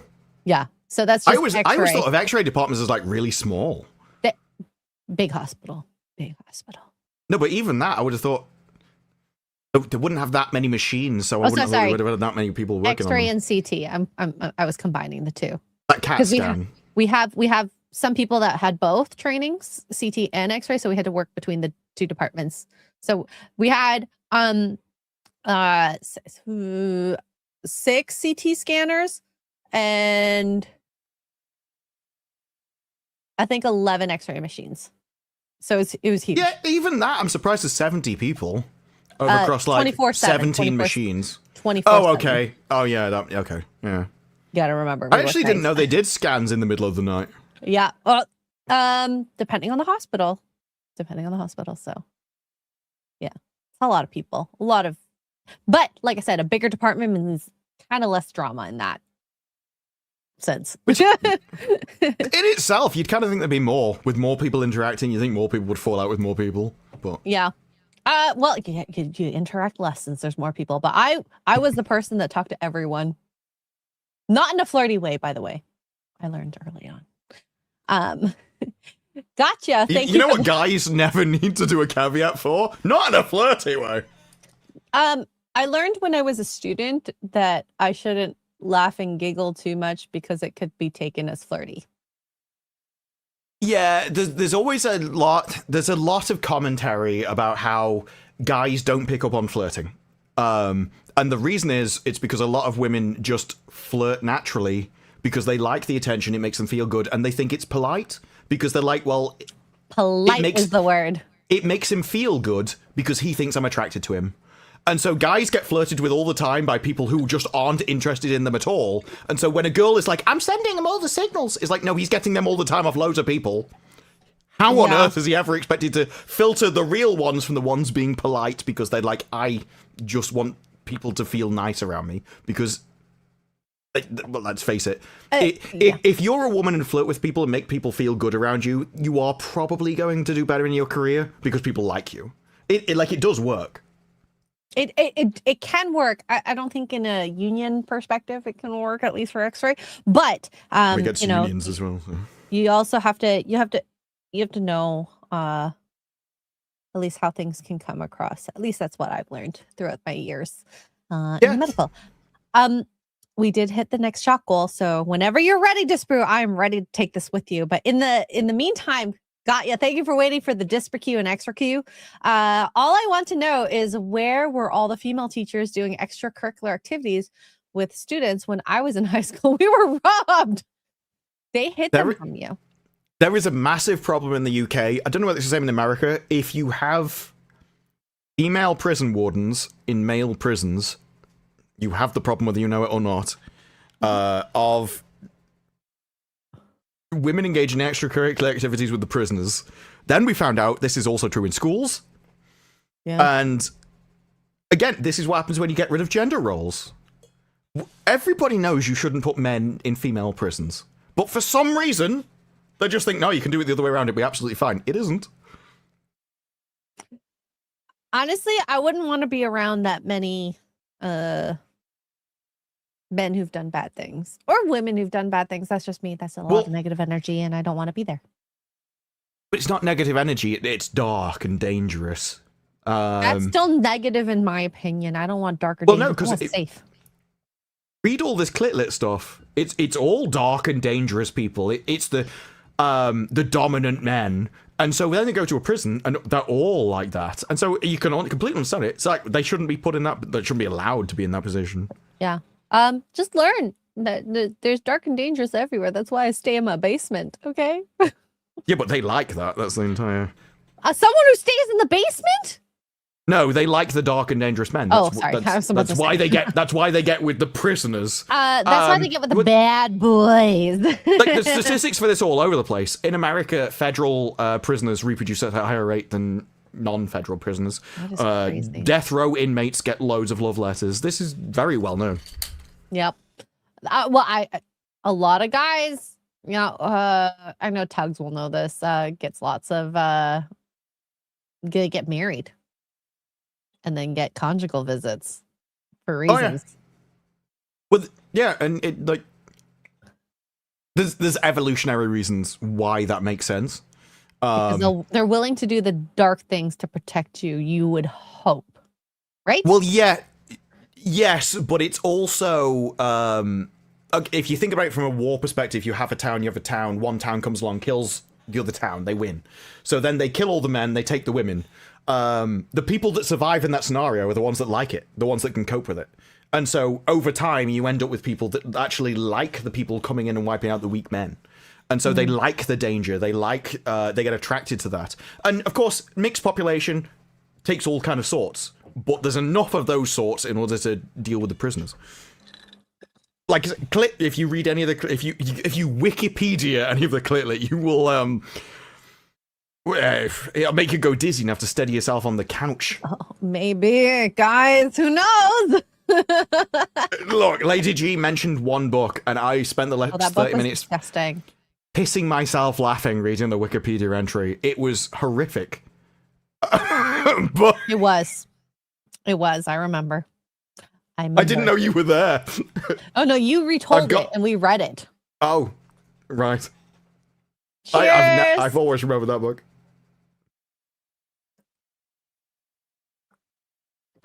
Thank you, chat.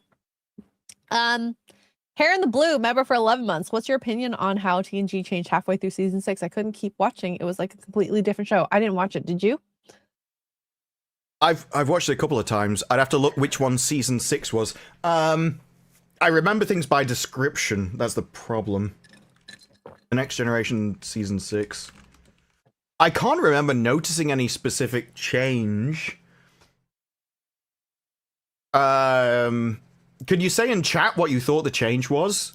Give some kind of description of an episode you thought it changed or something. We'll watch for your message, Heron. Yeah, okay? you don't have to super chat or anything. Just some kind of, put in chat. like I say, I remember things by description, so I'll remember the episodes or whatever. Brian Marshall for $9.99 says, Mr. Sunshine on Netflix, great characters. I didn't watch it. Did you, Disbrew? Mr. Sunshine? I've never even heard of Mr. Sunshine. I'm watching Younger right now. It's another romance one, 2018. Korean? Yes. Yeah, I'm watching Younger with Hilary Duff in it, and it's such a girl show. That's all I gotta say. Hurts, did your wife watch it? Well, the thing is, I've liked a lot of girl shows. Vampire Diaries, I've watched all of it. Pretty Little Liars, I watched it for season after season until I realized it wasn't going anywhere. But I watched loads of it. You watched it. I've watched numerous seasons of Pretty Little Liars. Oh my god, I am like obsessed now. But this is what I mean. Like, I'm not against female entertainment. This is what. Oh my god! No, people. This is one of the interesting things from your videos and everything. People build up a picture of what they, and then they argue against that picture. So you don't know. You know what? You haven't lived my life. You don't know anything about me. So it's very strange. Like, I know the difference. I watched all of the CW series. I watched all of Supergirl. I watched every single superhero show that was on CW to the end, except Legend of Tomorrow. And that was because they just started random race swapping characters. It wasn't really a good in the middle of like a season. Well, no, I watched most of it. But when I came back and a guy has changed race, I'm like, what has happened? I don't know. I don't understand. I might have been out by then. This happened to me in the Power Rangers. I would miss an episode of the Power Rangers, the next thing would be in space. How did they get into space? Yep. But that was kid me was very confused. But yeah, so I was loads of, there's a difference between good female entertainment and bad female entertainment. Yeah. Heron says the showrunner left apparently became Feelings in Hallways. A really stark difference, I thought. Is there anything else from Heron? Maybe. So you'd have to figure out which episode it was. Ian is here. So that means we're talking about Stranger Things. Well, I've got something to show first. Oh no. Oh no. I'm Here scared. we go. Only in Scotland, underwear must be worn with kilts when wind speed exceeds 25 miles per hour. Hey, I'm going underwearless. Call me a exhibitionist. I'm going the Scottish way. The Scottish wouldn't complain. You'd get a few cheers from the local bar. Maybe. They'd definitely pay for the rest of your drinks. Oh my gosh. It'd be worth it.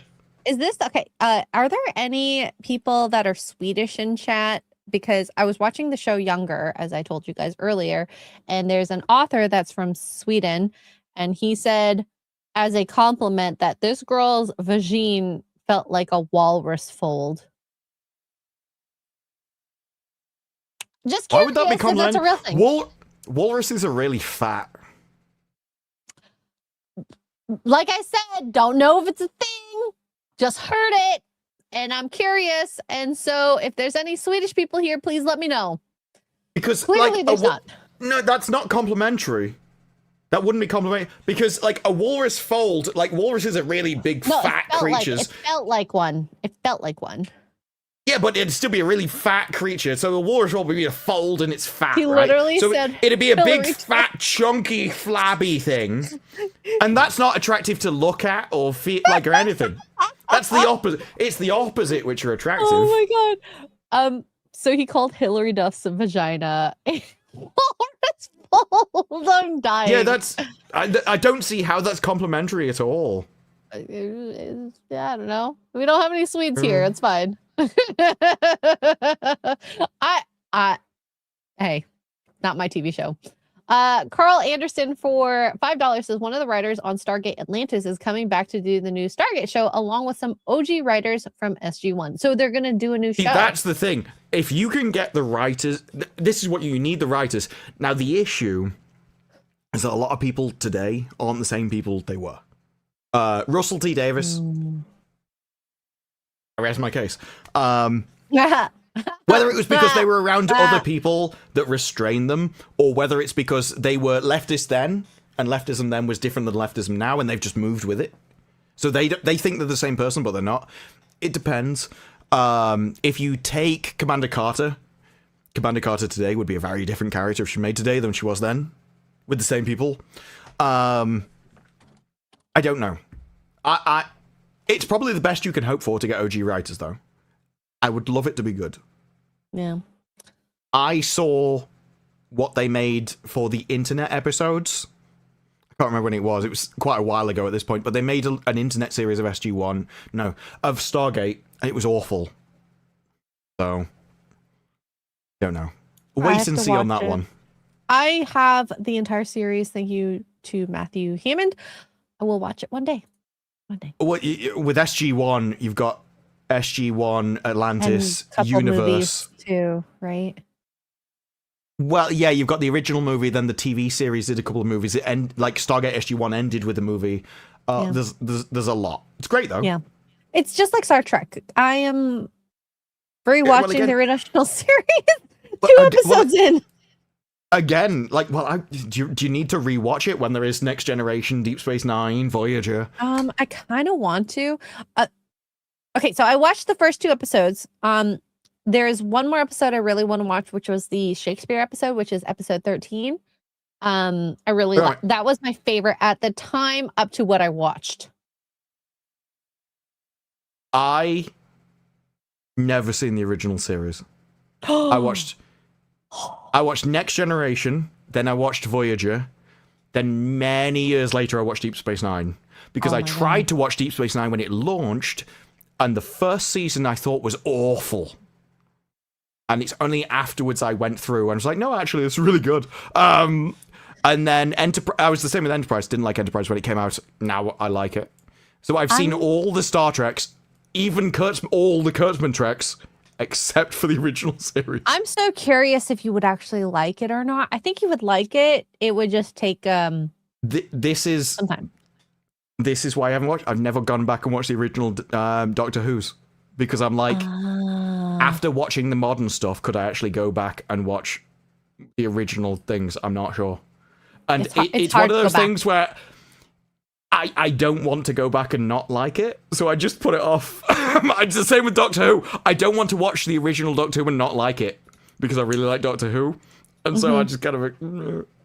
I think if you allow yourself to be okay with what was at the time, maybe, I don't know, as someone who hasn't watched it, I don't know. It's not like the graphics and stuff that I would an issue. No, and I will have seen some of the original series, because I remember the it would have been, episodes would have appeared on the TV as I was a kid, rather than watching it from start to finish. But I can't really remember them. Okay, start with episode 2. Don't even bother with watching 1 because it was a different captain, and go from there. Maybe. I didn't even know it was a different captain to start. That's kind of crazy. Yeah. Chat, you guys know better. Who was the first captain before Kirk? And they were like testing him, I think. I'm assuming it's Captain Pike. Oh, it was Captain Pike. He had nice eyes. He's in Strange New Worlds as the guy before Kirk. Yeah. And so I don't know what the changeover is. They never really explained it. It was just all of a sudden Pike, then Kirk. So, Ferengi, I wish I was a Ferengi woman. I'd just be at home naked, taking care of my man. But hey, here we are. If only the world were... I've never liked Ferengi more. Yeah, look, I would love to be a Ferengi woman, okay? I just love their reaction when they're like, but your women wear clothes. And they're so disgusted by it. Yeah, and everyone else is like, wait, what? I'll the only time I'll wear an apron is if I'm around a hot oven. I think that's pretty fair to wear an apron, That's like a safety precaution. Yeah. But other than that, if I could be just naked at home all the time, bring it on, okay? Everyone should love the Ferengi. I am against the Betazoid tradition of like nude marriages, though. Like, no, nobody, not around your family. You like get all your extended family and everything. It's like, no, keep it away, Granny. That's what I. Because it's not just the married couple; it's everybody, Everyone's naked. including I their don't wanna see relatives, all the everyone old naked. relatives. No. Yeah. Imagine Look. having to go through your guest list and being like, want to see naked, don't want to see naked, want to see naked, don't want to see naked. Yeah, coupling, but there's a time in that where he trains himself to see everyone naked, and he goes to a funeral, and he's just looking at all old people. He's like, oh no, it's like psychologically scarred. Nobody needs to see Granny turn around and knock out 3 men as she does it. That's not going to happen. Absolutely. John Wayne for $5 says Indiana Jones and the Temple of Poon. Lara Croft, Womb Raiders, Glad He Ate Her. Womb Raiders is a well-known one. That is a good one. No, you missed the best one. Then right at the end, Glad He Ate Her. Oh! that was amazing. I've never heard that one before. Wow.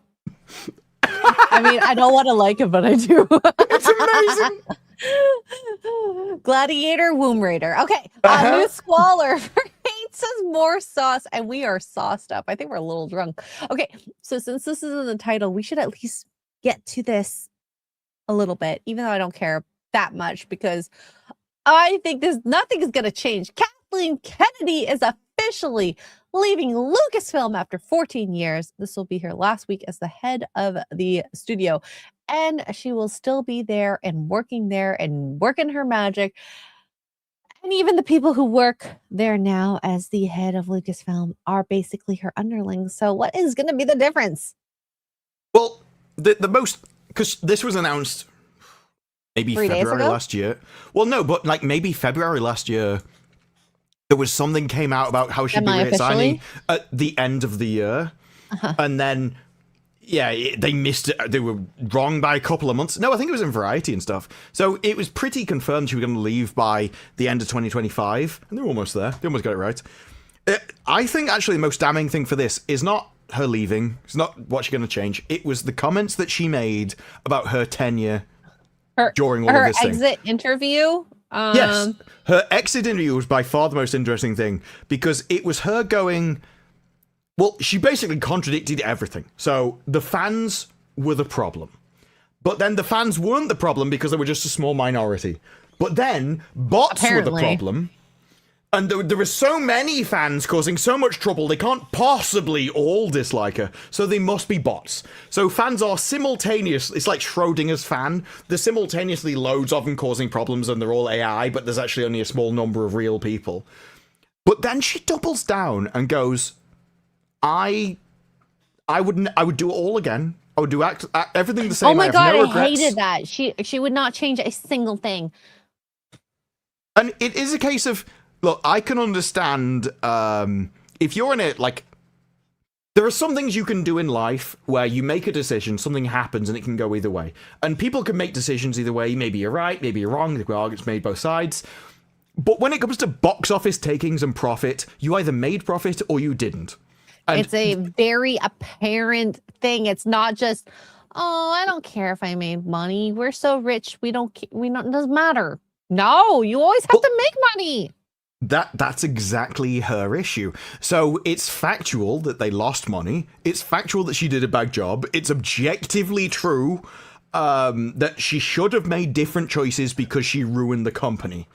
And yet she decided to go, well, I would have done it all over again. Because at no point did she lose her money. She never suffered any consequences. She made millions over the course of being in this job role for this many years. She's just like Caleb, then. Well, she's just like all the people in Hollywood. They are basically extracting wealth from a dying industry. And the only thing they want to do is keep it going a few more years. And I think you've seen this with the strikes. A lot of the strikes are... We just want to ban AI for a few more years. I just want to get mine. I just want to stay in the industry. I just want to keep it going. I want to not have movies move to another country. I want them in this country for a few more years until I can retire. And it's all about extracting as much wealth for you. And it's not about the profitability, the long-term health of the company, the industry.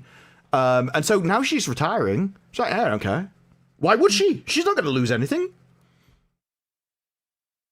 No, because she has absolutely gained everything she ever wanted to. She keeps extracting more and more and more. This is like a bitter divorce between, a a Wonder Banana. She's just taking everything she can from him. I actually and still is. what you highlighted is great because like you've got a very, very small percentage of the fan base that has enormous expectations, and basically they just want to continue to see pretty much the same thing. Like, that's not enormous. That's the lowest, the easiest job in the world is to do what you did last time. It's to make the same thing. So something that I had no idea about, and I forgot which article I read it in, but one of the Star Wars movies made $2 billion, which sounds astoundingly crazy to me because obviously we've had the $1 billion movies littered throughout the last 5-ish years. But I've never heard of a $2 billion movie, and the fact that The Force Awakens over 2.07 billion. That to me is crazy. So we went from that. Well, that was the first sequel, right? Yeah, it was a terrible movie. It was a terrible movie. I thought it was terrible at the time, but I found out, and I only found out when I started doing YouTube videos, a load of people liked it. And I didn't know why, because I thought that was one of the most boring movies I've ever seen in my life. I mean, and then I watched. agree. Then I watched episode 8. I'm like, no, this is the most boring film I've ever seen in my life, and I've never seen 9. It for 9. I have never seen 9 because 7 was so boring and 8 beat it. I'm like, no, I'm never watching the next one. Yeah, no, just I was out at 7. Like I just didn't want to give Star Wars another try, and the fact that I had to even watch any Star Wars after that killed me inside because I did enjoy the prequels. I did enjoy the original trilogy, and to see it droop to this measly nothing. It's nothing. But the interesting thing for me around like 7, well, during the entire Star Wars thing, is I wasn't making videos. I just watched the movies in the cinema. I didn't really think about it too much, and so all I knew is when I was in the movie, I was bored. It wasn't interesting me like the previous ones, and I liked the prequels. I wasn't like a prequel hater or whatever, so I was only comparing them to them. The originals by that point, I think I'd seen them when I was a kid, so I couldn't really remember them. So I was really comparing the sequels to the prequels more than anything else. And it was like I'd never thought about why I disliked them. I just knew I didn't like them. It was boring as all hell. You didn't dissect things at that point, right? You were more normie. Slightly nerdy. Well, I'm more normal. I still am very normy when it comes to this stuff. It's like a lot of people are like, no, I love this because it's really artistic. I was like, no, I want to see people shoot people. Like, I like John Wick movies. John Wick movies are like some of my favorite movies because it's just action from start to finish. Like, great. I'm not one of your arty critics at all. If somebody calls something a slow burn, to me that just means awful. Because I think by saying something is slow burn, you know it's boring. You know it is. That's why you call it a slow burn. They're not my kind of thing. A whole season to get good. Sorry. Well, I think Alice in Borderland is my gold star for how you do characterization. Episode you have a 3. game. Well, yeah, but later on, especially in season 2, you have a game that lasts for 20 minutes, and you don't know the characters. By 20 minutes, they're dead, and you care about them in the middle. It's not hard. They're human beings. You should be able to empathize with human beings in a very short space of time. I think humans that have empathy and have good experience, whether it is death, war, overcoming hard, difficult, like it has to be something that you have to overcome hard, difficult life choices. That creates interesting stories. And I think if people do not go through that, it's hard to write a story about that because you cannot relate to that.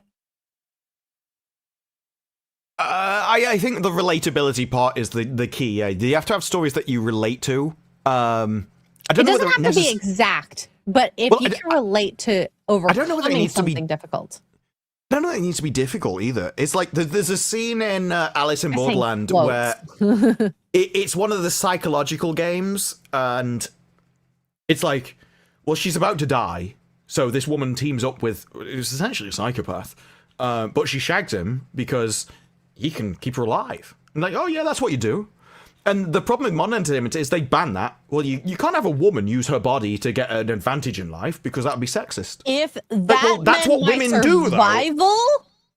Guess what? Well, yeah. I'm gonna be shagging someone, I guess. Well, yes. Look, if the apocalypse happened, Henry Cavill would be punching people in the face, and you'd be shagging people. That you would play to your strengths, and I'd be like, I guess I just die. There's no use for computer technology here. No. First, I would go to my brothers who own guns. First and foremost. Well, that's if you could. Yeah, but that's if you could make it to your brothers. That's the thing. I live with my one brother who has a long gun. Well, let's say you didn't. It's like, Yeah, but it feels like you're loading the equation here. If it isn't, I will find the person that can protect me the most. Yes, you are very right about that, Disbro. Well, you play to your strengths, and this is the whole thing about gender roles. The genders have different strengths. Men are far more likely to be muscular and like force-based or like strategic-based. This is why there are still gendered leagues in chess, because men are more strategic-based because they're more based around war, whereas women are more social-based. Just like Olympic sports. And so if you want somebody who could walk into a base and completely undermine them by making everyone stab each other in the back, you would want a woman to do it, because she's far more socially capable in that scenario than other people. Like, there are strengths here, and everyone knows it, but this is a stereotype. But stereotypes are true. And this is the whole thing. Like, Alice in Borderland uses those stereotypes to make relatable stories because they're generally true and everyone recognizes them because they've experienced them in their own life. And that's what you need. And if you remove that, well, now, this is why, I don't know if you've ever seen the meme of the meme, but essentially, right-wing memes are picture. Left-wing memes are pile of text, because they have to guide you through all the logical loopholes to go through all the psychological arguments and the tricks, the manipulation. And so they can't put it in a meme. It's just a load of text trying to negate the. Whereas because the right-wing memes are just true, quite straightforward. Yeah, it can just do it in a picture or with very few text. Everyone understands it immediately. Next to, I need to basically indoctrinate you and guide you through what is it more likely to be linguistic tricks. And that's the difference in characterization. If you just stick to like character types which are in everyday life, people relate to them. Stories, real life human stories, people relate to them. Whereas if you want to tell the story about Rey, who's amazing at everything, she can overpower other men, and she's just great at everything, and she's also great at social stuff, but she can fight like a bot. Nobody can relate to that. Women can't relate to that. Men can't relate to that. It doesn't work. No. And what's the most relatable person that I've watched most recently? God. Oh my God, I'm gonna totally, Younger. The show Younger, where a woman is trying to pretend that she's 26-year-old and she's actually 40 and trying to get back in the workforce. Not everything. There's some things like when she tries to be like Gen Z cool, I'm like, ugh. I relate to that. No, well, yeah, but that makes sense. Like that is something that a lot of women will live through, especially now. Like that wouldn't have been a relatable story in the 1950s. Because they would have been married with kids. They probably wouldn't have been in the workforce anyway. If they were, then they'd be doing a part-time thing at home. But that's relatable. And that's the you need to be able to relate to the characters and stories and the archetypes now. I think and target your audience appropriately. One of the reasons that Titanic was like such a major movie is because it actually has the archetypes for both characters. So you have the male guy sacrificing himself for the woman that he's fallen in love with. And you have this woman who had a one-night fling with this kind of dangerous guy that she shouldn't have been with. Then she marries a guy, has kids with him, and like, actually, though, I feel like I've settled for you. I really want that bit of rough that I was with earlier. And so that's why it shows the guy at the end. And guys now look back on that movie as, this is... You women think this is a romance? Yeah, but that's why women like the movie, because that is what women consider to be romance. And what people have lost is, it doesn't matter whether you like it or agree with it. It only matters whether that's what that gender likes. And there are a lot of things about both genders that you may not like. It may not fit in with PC culture, but it is true. It is what they relate to, and it comes from an evolutionary basis. And you can't fight against it. You have to accept it rather than get offended by it, and then you can tell good stories. Yep. Before we finish the stream, because we are getting to that time, I did want to talk about this because I actually saw, so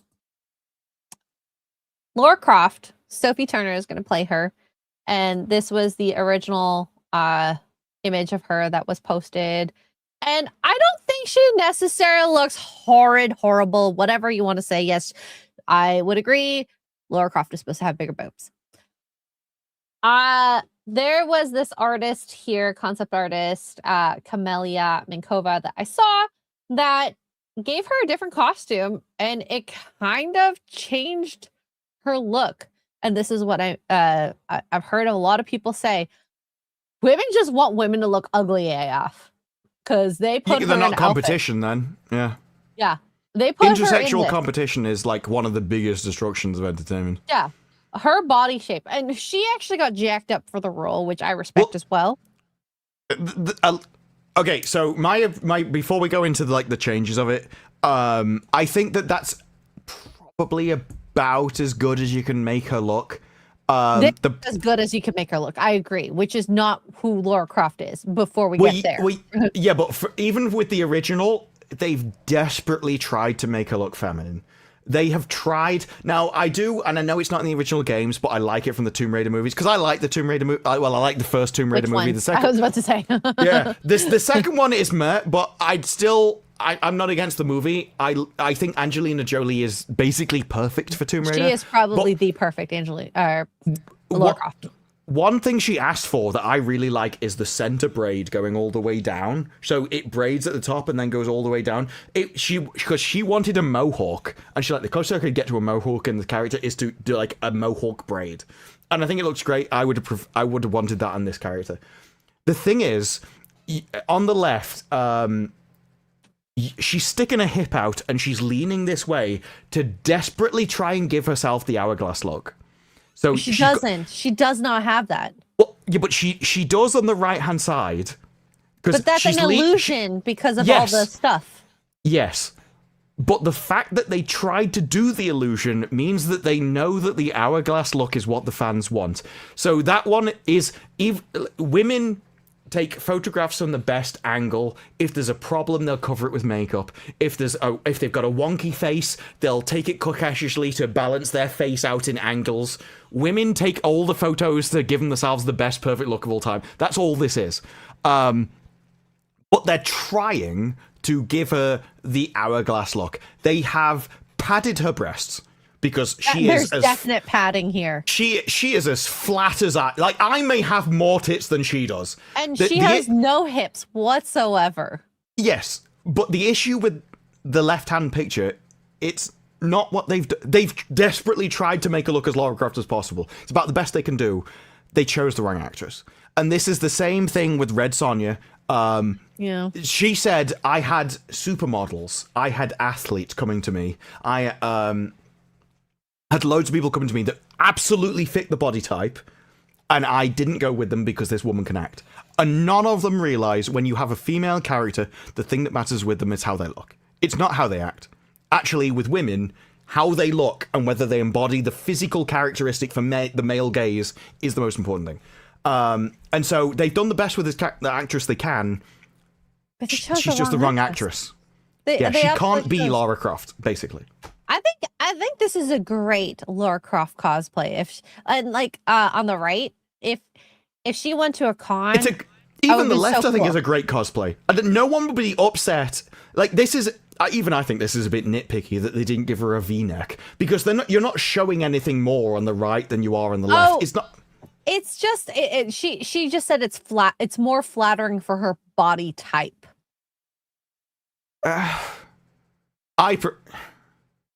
Which gives her the illusion of the hourglass shape that that you had talked about compared to. I think it's exactly the same illusion. I think they've just brightened up the picture and give her a V-neck.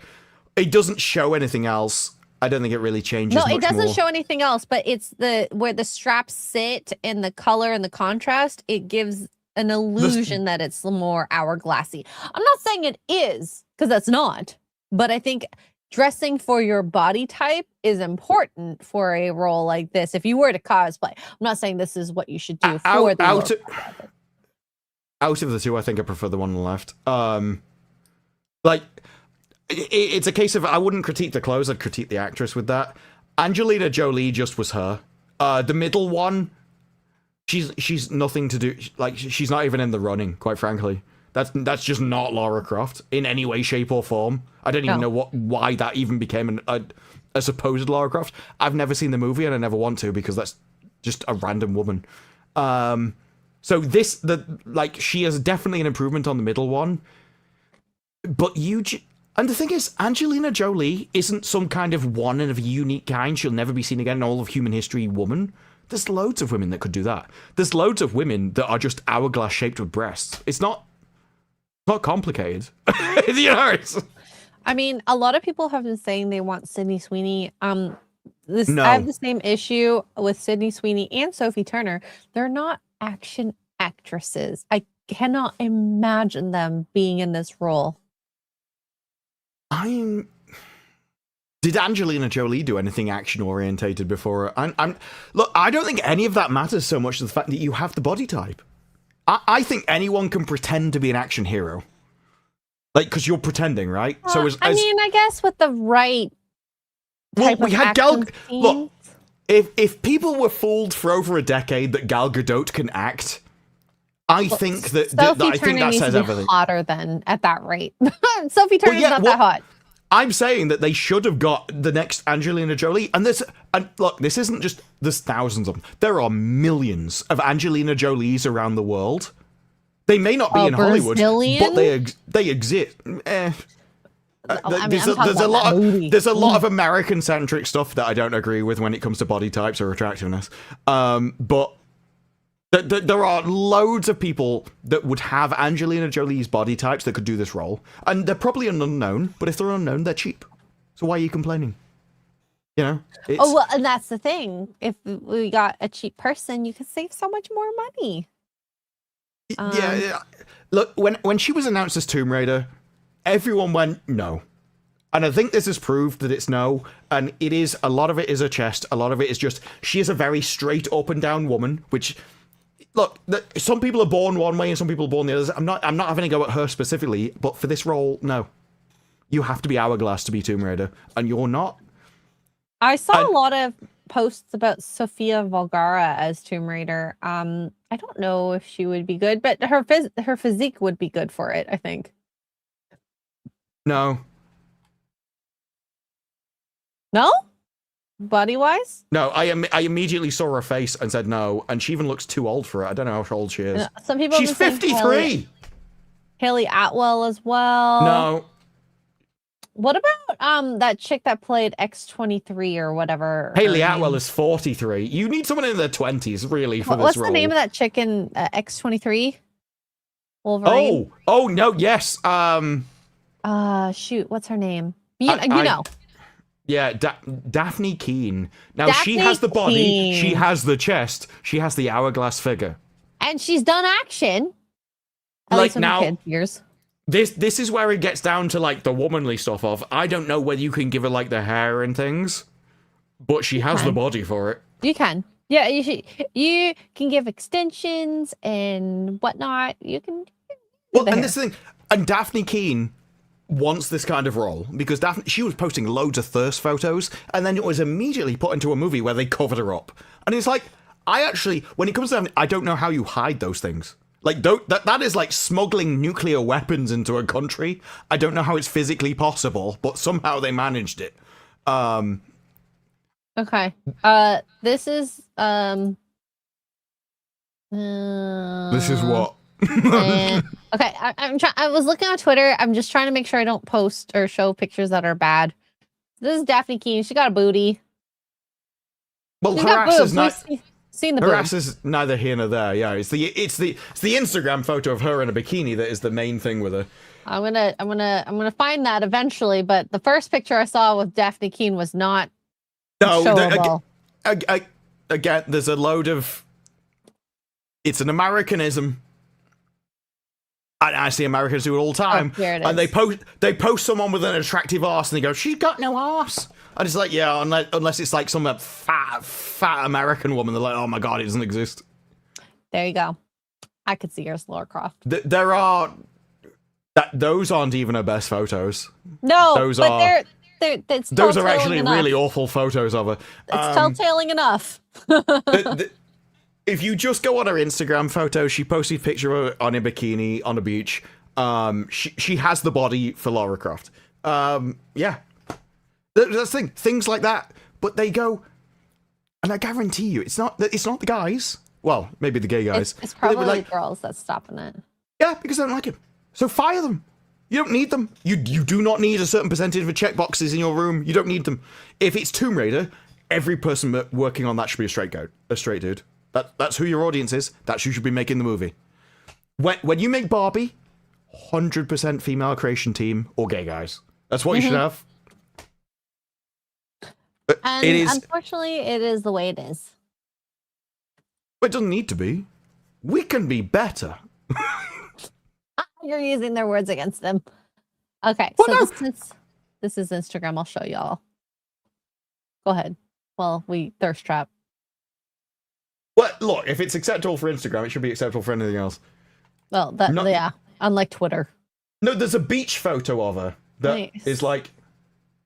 I will find the Daphne Keane photo and I will put it in the private chat and you can judge. In the water, or is there sand in there? No.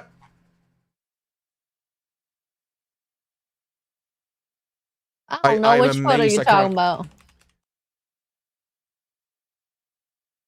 I will send it in the private chat. Because this And then- one is her official account, I assume. 2 million Well, followers. You could stop sharing, click that, you decide. I don't know. Uh-oh. It may not be. Oh, it's on no, we can totally share this. It's a bikini photo. It's So- nothing. It's nothing. There you go, chat. Our Laura Croft that was stolen from us. Well, it's not just stolen from us. Where has she been hiding these things? That's what I want to know. Where were these in the Acolyte? Remember Sydney Sweeney, her boobs were hidden in the Spider movie, Madam Web. I'll be right back. Now, there was a thing in British entertainment. What a picture to be right back on, chat. She was like, it's okay, I won't need to change this for a while. But in the UK entertainment, there was a thing where it was often Blue Peter. I don't know when I have to translate Blue Peter. It was like a kid's show that they would be... basic kids entertainment, they would show you new things, they'd teach you what to believe and all that kind of stuff. But whenever people wanted to stop being kids entertainers and wanted to become adult entertainers, get paid proper money, they would always go through Page 3. Now, Page 3 in the UK was basically topless newspapers. And they would do that photo shoot, and that would be, you can't be a kids entertainer anymore. We're going to have to move you to adult television. And that's what Daphne Keane seems to be doing. She started posting thirst trap photos after The Acolyte. Maybe before, I don't know, but I only noticed it after The Acolyte. And it was kind of, I want you to stop seeing me as a child. And it makes sense, because if you've been a child actor, people are going to be like, I remember you how you were. And that's happened with a lot of people. It's probably going to happen with Eleven from Stranger Things. It's like, you saw me when I was this age, but now I want to be a proper adult. And so there's some kind of transitionary period there where like, no, I've grown up now. I want adult roles. And I think that's what this is. The issue is that I don't see anyone ever casting Tomb Raider like this. Now, they would with Angelina Jolie, and as everyone knows, Angelina Jolie's previous career path. She did a lot of adult-type movies in the past. Mila Jovovich, and she did career singing and stuff, but also was more than happy to get in the shower at the top of a Resident Evil movie. If you're going to have what is essentially a male-gazy character in Tomb Raider, you need a male-gazy actress, and someone who's willing to, like, engage with it and enjoys it and likes it, and posts these kind of photos off her own back on her own social media. I don't think, as far as I know, the Game of Thrones actress has ever played up to the male gaze at any point in her entire life. Which one? The one who's currently Lara Croft. She did post workout photos when she was becoming Lara Croft, but I don't remember ever really seeing her as some kind of pin-up model. No. Yeah. Like, she never did this, for instance. She never tried to become this. There was never that, I was in Game of Thrones as a child, then I grew up to a woman, and now I want you to see me as a woman, so I'm trying to enter some kind of adult female role, which is what this is. You know what it might have been also? Because she was married to one of the Jonas brothers. So I don't know if that is connected in any way, but maybe she suppressed it, and now that she's single, maybe she wants to show off more. Who knows? Which one? Ooh, definitely not the more popular one. No, I mean, which woman are you talking about? Sophie Turner. She was married to one of the Jonas brothers. Yeah. The one thing I don't care about is who's married to who or anything like that. So I don't track the relationship status. Honestly, it's only because I heard her lean into Taylor Swift as her best friend. I was like, wait, what? Okay. Yeah, I didn't know that either. No. Wasn't expecting that, so I can't even really imagine her having friends. I always just think her life is just flying from gig to gig, making loads of money on a dragon. No, I'm kidding. Go ahead. Well, no, I was just gonna say, she's an entirely different type of person, whereas X-23 is trying to be sexy, the adult, male-gazy kind of person. She's advertising herself to men on Instagram. And as we all know, Instagram and stuff, the more followers you have, the more roles you get. So it makes sense. At least today, yeah. Every single person knows the gig, except Hollywood. No, the people casting for Hollywood. You know what? I feel like they know it. They just don't want to say it out loud. Well, some of them. This is one of the reasons I'm against the whole feminine kind of we care about feelings kind of stuff. Because if you just go, no, obviously we're making Tomb Raider for male gaze. If any of your staff have a problem with that and they speak it, you just fire them, get rid of them. You can give them a position. If you don't want to get sued because they're in a union, you can give them a position that has no power. So if you're honest with people, they'll tend to be honest back. And then you can damage mitigate. I feel like that should be a skill in Hollywood at this point. That if you can't just fire them for whatever reason, you should be able to not give them any power. Well, we'll have to see how this show goes. I'm curious to see if Sophie Turner can do an action role, but overall, I have very big doubts because of what I've seen in Game of Thrones. She didn't do much except exist. Yeah, I can't remember any of her like really good acting in Game of Thrones at all. She basically went from I want Joffrey, Joffrey's the best, into oh my god, he's so scary, and then she goes to another guy who's also scary, and then becomes a stoic person in the end. Yeah, I liked Arya Stark more than her. Agreed. She had a more interesting arc. Although of course of all the Stark kids, Snow was the most interesting. I hated Jon Snow. No, Jon Snow is my most hated character. I can't stand him. Then he went into Spooks and he ruined Spooks as well. And I don't even think this is the character. I hate the character and I hate the actor. I've despised both of them since the beginning. I always have. I don't even have a particular reason why. I just always have. Like I've said this before. There are some actors I just don't like. I can't explain why. I just don't. And he ruined Spooks. He did. He ruined the entire movie by his very presence. Didn't watch Spooks, but I just liked him up to the point that he met Daenerys. The happiest I was when he died, and then he came back. And this always happens. It happened in what is it? The Walking Dead. Coral got shot in the face. Coral got shot in the face, and I was so happy. I was like, this is amazing. Finally, we fixed it. He came back. Jon Snow came back. Rob. Yeah. Although he was dumb Rob? In the end. The brother. The one that was... No, but Rob... Is it Rob Stark? Rob Stark, yeah. He was the one married to the slutty girl. Really? Wicked likes him. He's good looking. Maybe not his character. This is what I mean by I cannot judge male attractiveness. I don't think that guy's good looking at all. Well, there we go. To the beauty is in the eye of the beholder. I do not get that at all. No, I don't I think understand. he's cute. I don't think he's hot, but I think he's cute. I don't even think it's cute. I don't get it. Well, there we go. He Hello looks to- very feminine. This is like the attractiveness of someone that's on the pill. That's what that I'm gonna is. have to totally bring this up next time Wicked is back and see how your conversation goes. If you bring this up, I'm going to ask Wicked if she's on the pill. That's that will be the next question. No, because I'm like he's very effeminate. I do not understand. Hello to Brian for $10. Has been following Disparu from his younger days. He's still young. I haven't What, like watched 3 years ago. That's when I started. Like how young was I? Oh my god! I remember when your channel was under were you around 100. when I was playing? Were you around when I did make a couple of videos when I was playing Puzzle Pirates, which was like 15 years ago or something. I made videos before YouTube was YouTube. Before Google bought whatever it was before. I made Puzzle Pirate sailing videos. I didn't even see those videos.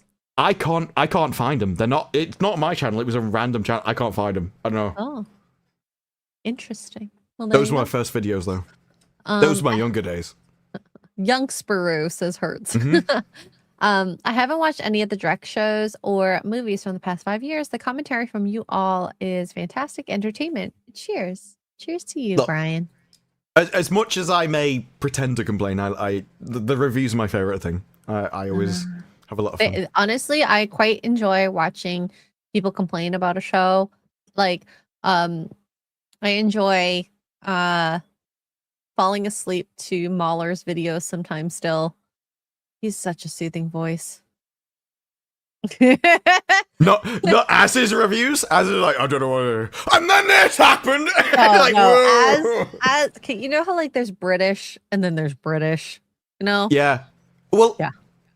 the thing is, the worst British accents are Birmingham and Liverpool.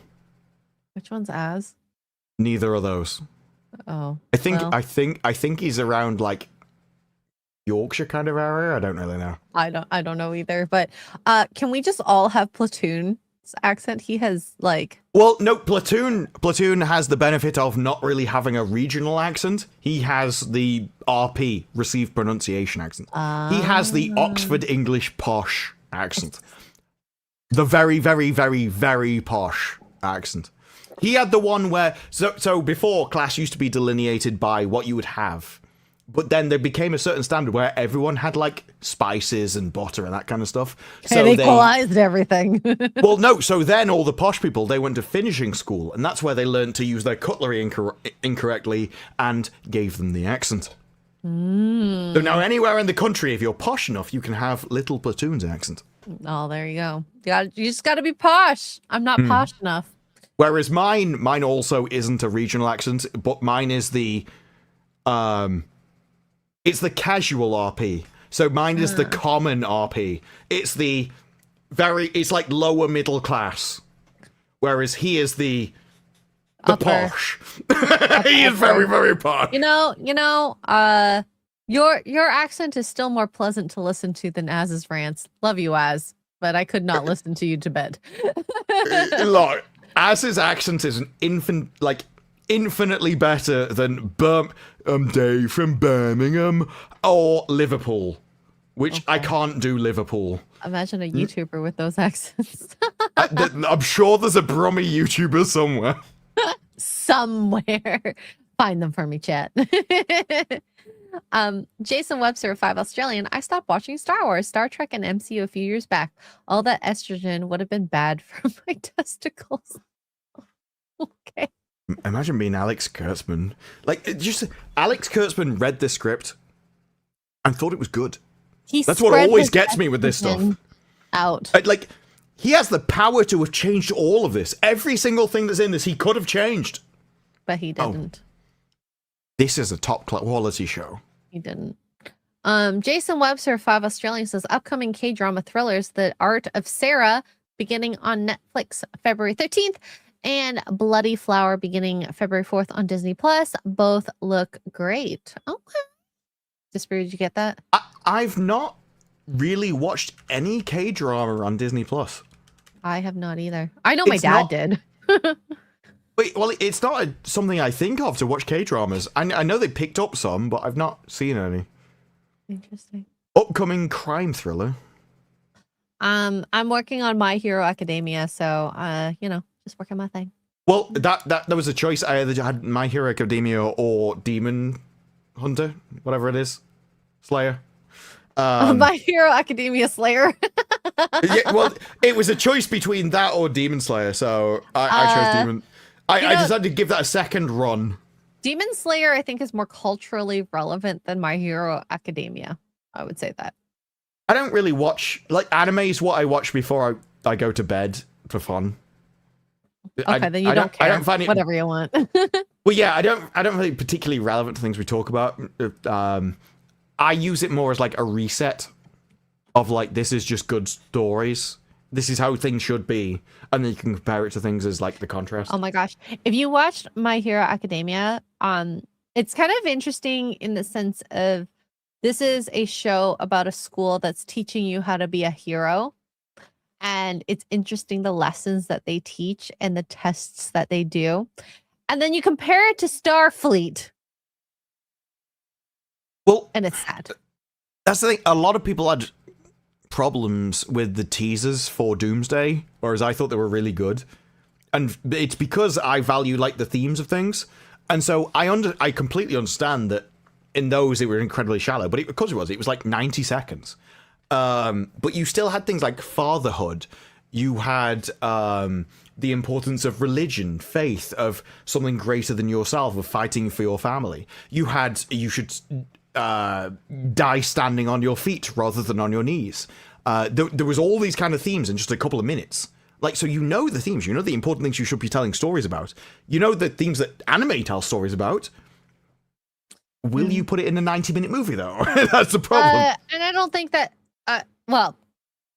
Star Trek cannot put it in a movie. I don't think that they can put the ideas and ideology that have been shown in My Hero Academia because it's antithetical to them. Yeah, I mean, I was using Marvel as the example, but yeah, Starfleet. But that's because Alex Kurtzman is lesser, and this is something that becomes way easier to kind of think of.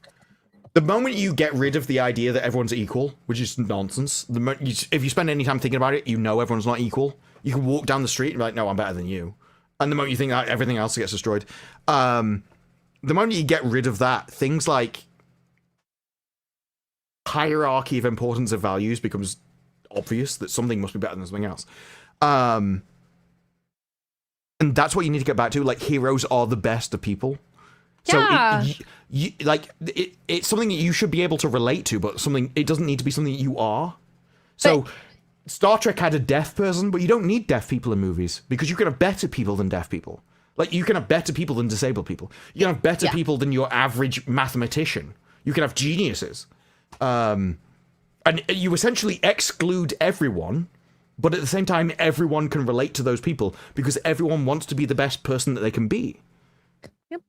And like, I mean, the main character, he was given his power because he showed in My Hero Academia, not Star Trek. He showed values of being a hero, throwing himself even if he didn't have superpowers to save someone. And so he was given the powers. And that's something that, I think if we all wanted to strive for better and then we were given something to make better actuality and then you just did the thing, I think we all can relate to that. Unlike Star Trek, where it's, I'm going to do bad things and then get rewarded. That's not real life. Yeah, like Starfleet Academy is evil people not realizing they're evil, doing evil things, and not getting punished for it. And you will never attract an audience that way. You have to, good has to triumph over evil. You have to, if you think that most people are good, you obviously have to tell good stories. But the one you told about My Hero Academia is just Captain America's story. Like, he was a weak person, but he dived on a grenade, and because he dived on the grenade to protect other people, he got given the powers of Captain America. Oh my god, it's Captain America. I didn't even think of that. Oh my god. But then you don't just have, oh, well, this guy did good things, sacrificed himself to get that, and he was rewarded for it. Then you have the other side of the equation. Well, now this power exists to give people superpowers. What happens if somebody who isn't as cautious gets it? And now, bad person gets it. That does happen in My Hero, though. Well, exactly. Yeah, well, it's the obvious thing. You always have hero becomes thing because of good reason, bad person becomes bad person for same reason, and then they fight it out. Like, it's the natural like, villains are often the mirror image of the hero. And when you come up with an idea, you have the counter idea to, like, analyze the concept in the middle. Like, all of this is such basic storytelling. And they're like, why can they not do it? I don't know, because the problem, okay, the problem that I see and hear most often from other YouTubers is people think their story is a hero story, which in actuality is a villain story. And these are the people that are in the writing room, the producers, the higher ups. And so then those are the stories that are being told, unfortunately. And then you have DEI on top of that. And then DEI is what caused that. Like cause and effect, yes. Well, yeah, I mean, the lesser people would never got into the thing, and that's the whole point. Once you get past the look, you were told a load of things as kids which are wrong. You just were. If you can realize that an education is an indoctrination system, then what are the odds that you were indoctrinated when you were a kid? Every single belief that you've ever been taught in your entire life, you should go back and rethink because you may be wrong. This is something that every adult should do. It's part of growing up. And one of those things is equality. You're not equal. If you and me ran a race, we'd end up at different times. If we took IQ scores, we'd have different scores. And I don't care who's above or who else. We're not going to be equal. And once we're not equal, we're better at different things. And once we're better at different things, then maybe we should be treated differently. That's why we all have different jobs. Well, exactly. But once you get down to that, well, yes, obviously heroes are going to be different than everything. We can all explore everything else and different things. And that the entire idea of discrimination, everything goes away, because maybe you're just treating people as they deserve to be treated. And some people are going to have it rough. Some people are going to end up with the rough end of the stick on all cases. This is evolution. And that's the problem with movies is they're not willing to treat the world as it is. Like, and they want to treat the world. Yeah, they want to treat it as they want it to be. And they think if we all just agree with them, then the world will be as they want it to be. It's like, but that's not, no. You can't force that to happen. People are not going to just bend to your will. It did for a little while. COVID helped exacerbate it, but then people just realize that they cannot keep pandering to these people. It's not even that you can't force the world. You can't force fantasy. Because if you make your perfect utopia and your fantasy vision and your fantasy story of your fictional realm, no one can relate to that because it's not the world they live in. All the stories people can relate to because they tell true stories. Like Lord of the Rings tells the story of the little guy that had to fight against his betters, who knew he couldn't fight against these things, so he had to hide through it. And then all the people that had military strength used their strength to try and, well, we better distract this guy and die doing it, because if we don't, this guy who's sneaking through will stand no chance at all. And so the sacrifice was we were willing to die for him. It wasn't, well, I'm so powerful as Aragorn, I can just solo everyone on my own. Like, people you take aspects of reality and you magnify them and you find out where the interesting things you can play with are. And now it's just, we take aspects of the fictional reality we created in our heads, and so you're abstracting too far, it doesn't work. Yeah. Like, it's relatability that matters, not diversity, not inclusion. All of those things are horrific. They will destroy any story, because then that's not how the world works. Yeah, but the problem is because they're in Hollywood, they think it's how it works. Well, I do sometimes wonder, and this is something that it took me a long time to realize, actually. I used to think that England and America were the same. Well, not the same, very similar in culture, because America came from England, so it makes sense if they were very similar in culture. And it's like, they're really not. We're entirely different, because England has a class system, and America doesn't. America is founded on the idea that anyone can be president. Anyone can reach the highest office in the land. England is commoners and like lords. We have a built-in class system. We have for 1,000 years, and so people in England don't have a problem with thinking of betters and lessers and inferiors and superiors, and that's the way the world works. Well, no, even now, even now, we still have lords. We have the House of Lords, we have MPs, and we have commoners, and we have royals. So we've still got that built-in system, and we still have lower, middle, and upper class. Whereas America, I don't think, has those class systems as ingrained into their culture. And so whenever I start talking about inferiors and superiors, America's, oh my god, and they get very kind of, I don't want to go anywhere near that idea, but just for Englishmen, it's natural, it's cultural. Of course, I'm inferior to a lord. And it doesn't mean, this is what, like, I think this is why we have the difference of the respect you deserve, because a lord is deserving of respect because of his title.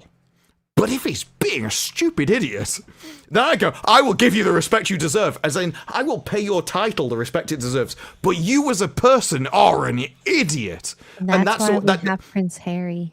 Well, America doesn't have that kind of cultural resonance of history. There's no hierarchy in that sense, because there was no monarchy. Well, they're actively anti-monarchy, but I think that I do think there's a hierarchical nature which would need to be restored. I don't think placing this stuff in America means that it's obviously naturally and rightfully American entertainment will be based in American culture. But I do sometimes wonder if what happens if it's missing something and then it goes astray. Like, Americans made the best entertainment when it was really patriotic.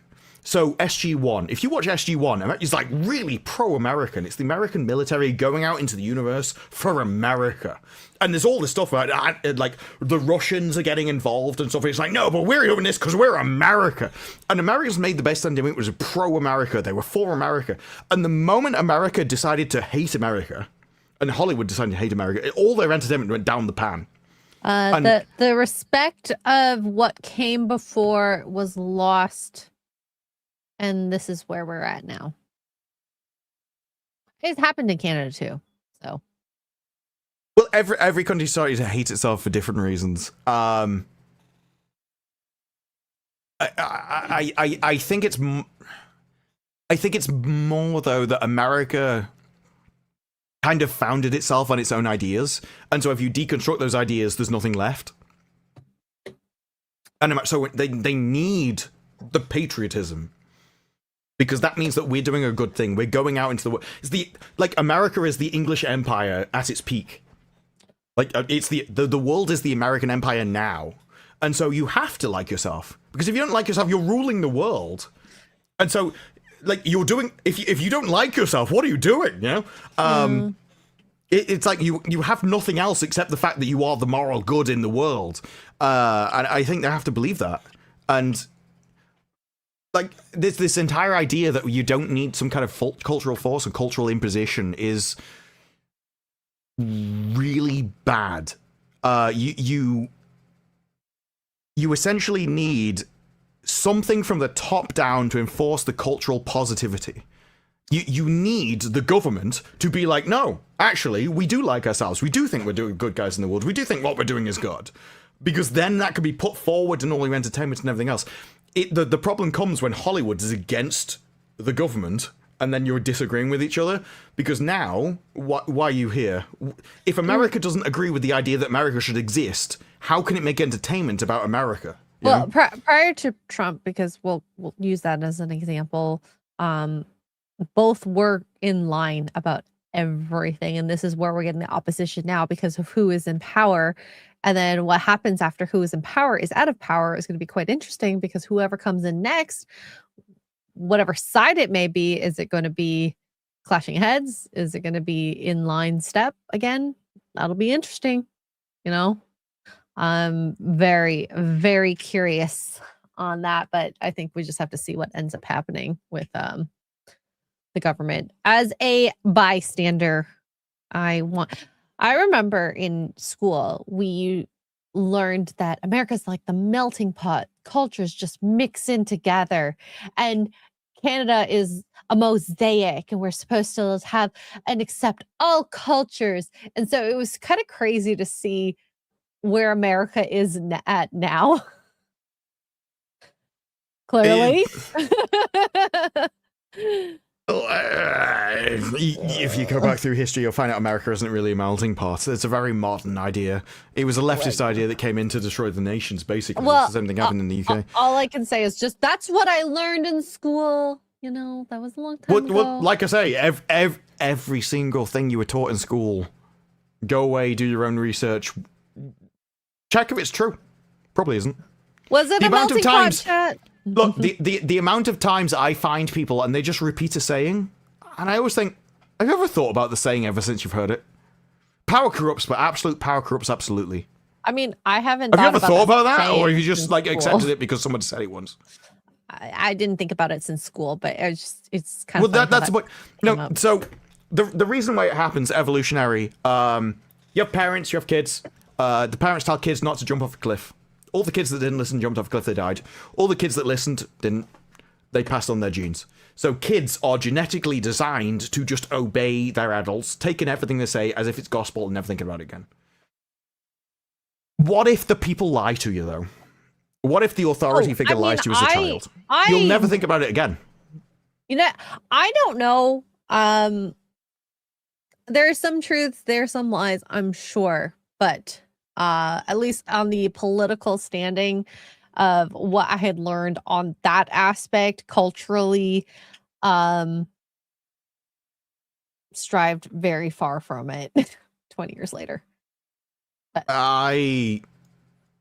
from what I've learned in school, those are facts. Well, I found very few things in school that was ever taught that were actually true. Most things turned out to be incorrect. Equals a window. And boobless.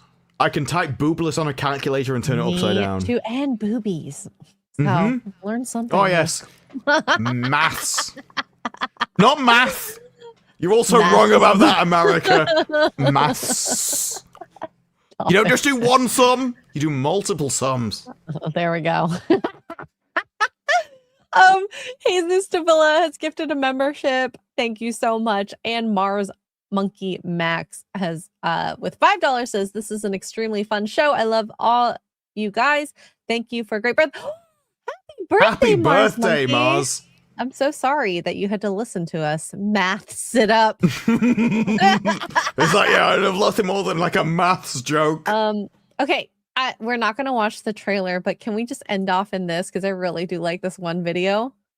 Look, I'm here until you end the stream. I don't care if we go for another 4 hours. It's up to you. Okay. So there's going to be a new movie coming out. There was a trailer about the movie adaptation of The Mortuary Assistant. And if this is not in the movie, I am rioting. I'm a nip on good, it and bip on bib, and then down big got them bird, not on bed, I'm doing it, get down bib, I'm been bib, little bit I got them be done, that I'm good, that I'm big, that I'm moving about it, that motherfucker! See, the thing, he's the kind of guy I hate to watch stream those kind of games. There are two types of people, right? Those with imagination and those without. If you don't have an imagination that you can't conceptualize, you can play any horror game. You don't care. You know it's not real. You're not imagining the next thing. You walk down a corridor. To you, you're just walking down a corridor. To me, I'm walking down a corridor and every single centimeter something is about to happen. I'm imagining every single horrific thing that you can put. The worst things in the universe are about to come out from hell and attack me in real life, and I'm about to die. Like, this is anyone who's like, I can play horror games. I'm not sure that's a brag. You just mean that you look at a screen and you realize it's a monitor. I don't see a monitor. I see every demon from hell crawling out around me, about to launch themselves on my face. Yeah, honestly, that's my favorite thing to do is play horror games because it's fun with chat because then they'll try to scare you. Oh, I don't need chat to scare me. Look, I love watching Mike play horror games. He's amazing. It's one of my favorite. It's one of my favorite things. The reason why it's one of my favorite things is because I could not do what Mike did. I would crap myself playing a horror game because I have an incredible imagination. And whatever I imagine is worse than what's in the game. I would have a heart attack. Like, I would die doing the things that Mike does on camera. And that's the entire point. And so when he's like, it's like, no, I'd be having a heart attack in the corner. It's not impressive to me. I'd be dying. To me so many times. You hear a noise go, stop. Because realistically, if you were alone in a building with dead human bodies and you heard that crap happening, I'm not staying in the building. I don't need to be alone. I could be sitting in this room. In fact, no, it happened. What was it? I can't even remember what it was. It was either a trailer or a video or something. Something played, it was deliberately dark and creepy, but it played a certain tone. And I'm like looking around behind me, like, oh crap, this is not good. I felt creepy. I felt like there was something in the room. It's like my imagination is going wild. It's like I'm gonna turn around. There's gonna be Beelzebub's gonna be behind me with a big massive scythe, and everything kicked off immediately. And it's like, yeah. And people are like, I can't believe you're scared of this. Yeah, because you don't have an imagination. I do. And that's the difference between good horror games and bad horror games. Bad horror games, they don't really matter. Good horror games, they make your mind do all the work for them. And whatever your personal hell is, that's what you create, and that will be way scarier than anything the game could do. One of the scariest things that I've played was Thief 3, the Asylum level. Thief 3? I might download that. No, Thief 3 is a great game overall. It's generally like a stealth thief game, but there's one level in a mental asylum, which is just a horror game. And I played it for the thievery. I ended up in a horror game that I don't play, and I played it on 0% volume because the audio was scaring me, and that's the only way I could get through it. That's how I felt about Alien Isolation and Outlast. I knew enough not to play it, so I just watched Mike play it, and I watched other people hide in lockers for 2 hours. I legitimately watched a stream of a guy hiding in a locker for 2 hours. I did the same thing because guess what? You think you can hide an event, but the alien can get you an event too. It's so freaking frustrating. But anyways, the other one is Vampire the Masquerade. There's a horror level in that. And look, if you YouTube Vampire Masquerade, terrible graphics, didn't matter to me because my brain did all the work. And I crapped myself during that entire level. Played it with the sound off. I wanted to play scared. Thief 3, Vampire the Masquerade. I played them with the sound off because I wanted to get to the next part of the game. Oh, there's Bloodlines 1 and Bloodlines 2. Which one's called Vampire the Masquerade Bloodlines? I'm gonna put that on my wish list. I think it's just Vampire the Masquerade. Oh, the Masquerade 2 just came out recently, so mixed opinions. No, the new one is nothing like it. Okay, I got it. I only heard Arch talk about it. He didn't like it, but it has mixed reviews on Steam, so it is Vampire the Masquerade Bloodlines. The first but it was like a 90s game. Yeah, there's a woman on the front. Older, 2007. So yeah I put on my wish list. So that's a really great cult classic game. Chat, I'll play it one day. Maybe. Well, it's got a woman with big knockers in it. So 2004. Yeah. I do have to wake up super early tomorrow because I have an appointment in the morning, which I haven't told anyone that I'm doing yet.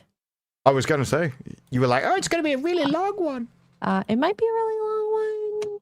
But, I mean, it's gone longer than Wicked would ever let it go. True. Wicked is like 3 hours and that's it. I'm out. Guys, we're ending it.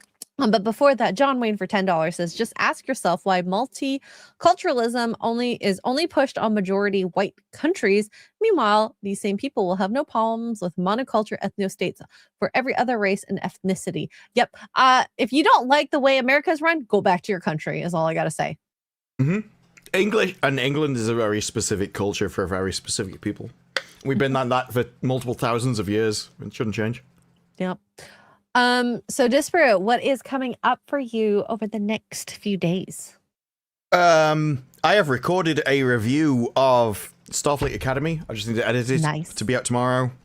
Probably some video on Kathleen Kennedy. I'm not really sure. If not, I also need to do the second half of the Stranger Things making of, and I think there's a couple of other things I bookmarked, which I want to cover. Nice. As for myself, tomorrow morning, I'm not doing arts and crafts. Like I said, I have an appointment in the morning. I'm not pregnant. But if you have been following, I am.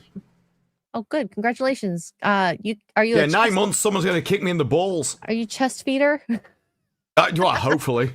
I hope so. Look, I just hope in 9 months someone's sucking on him.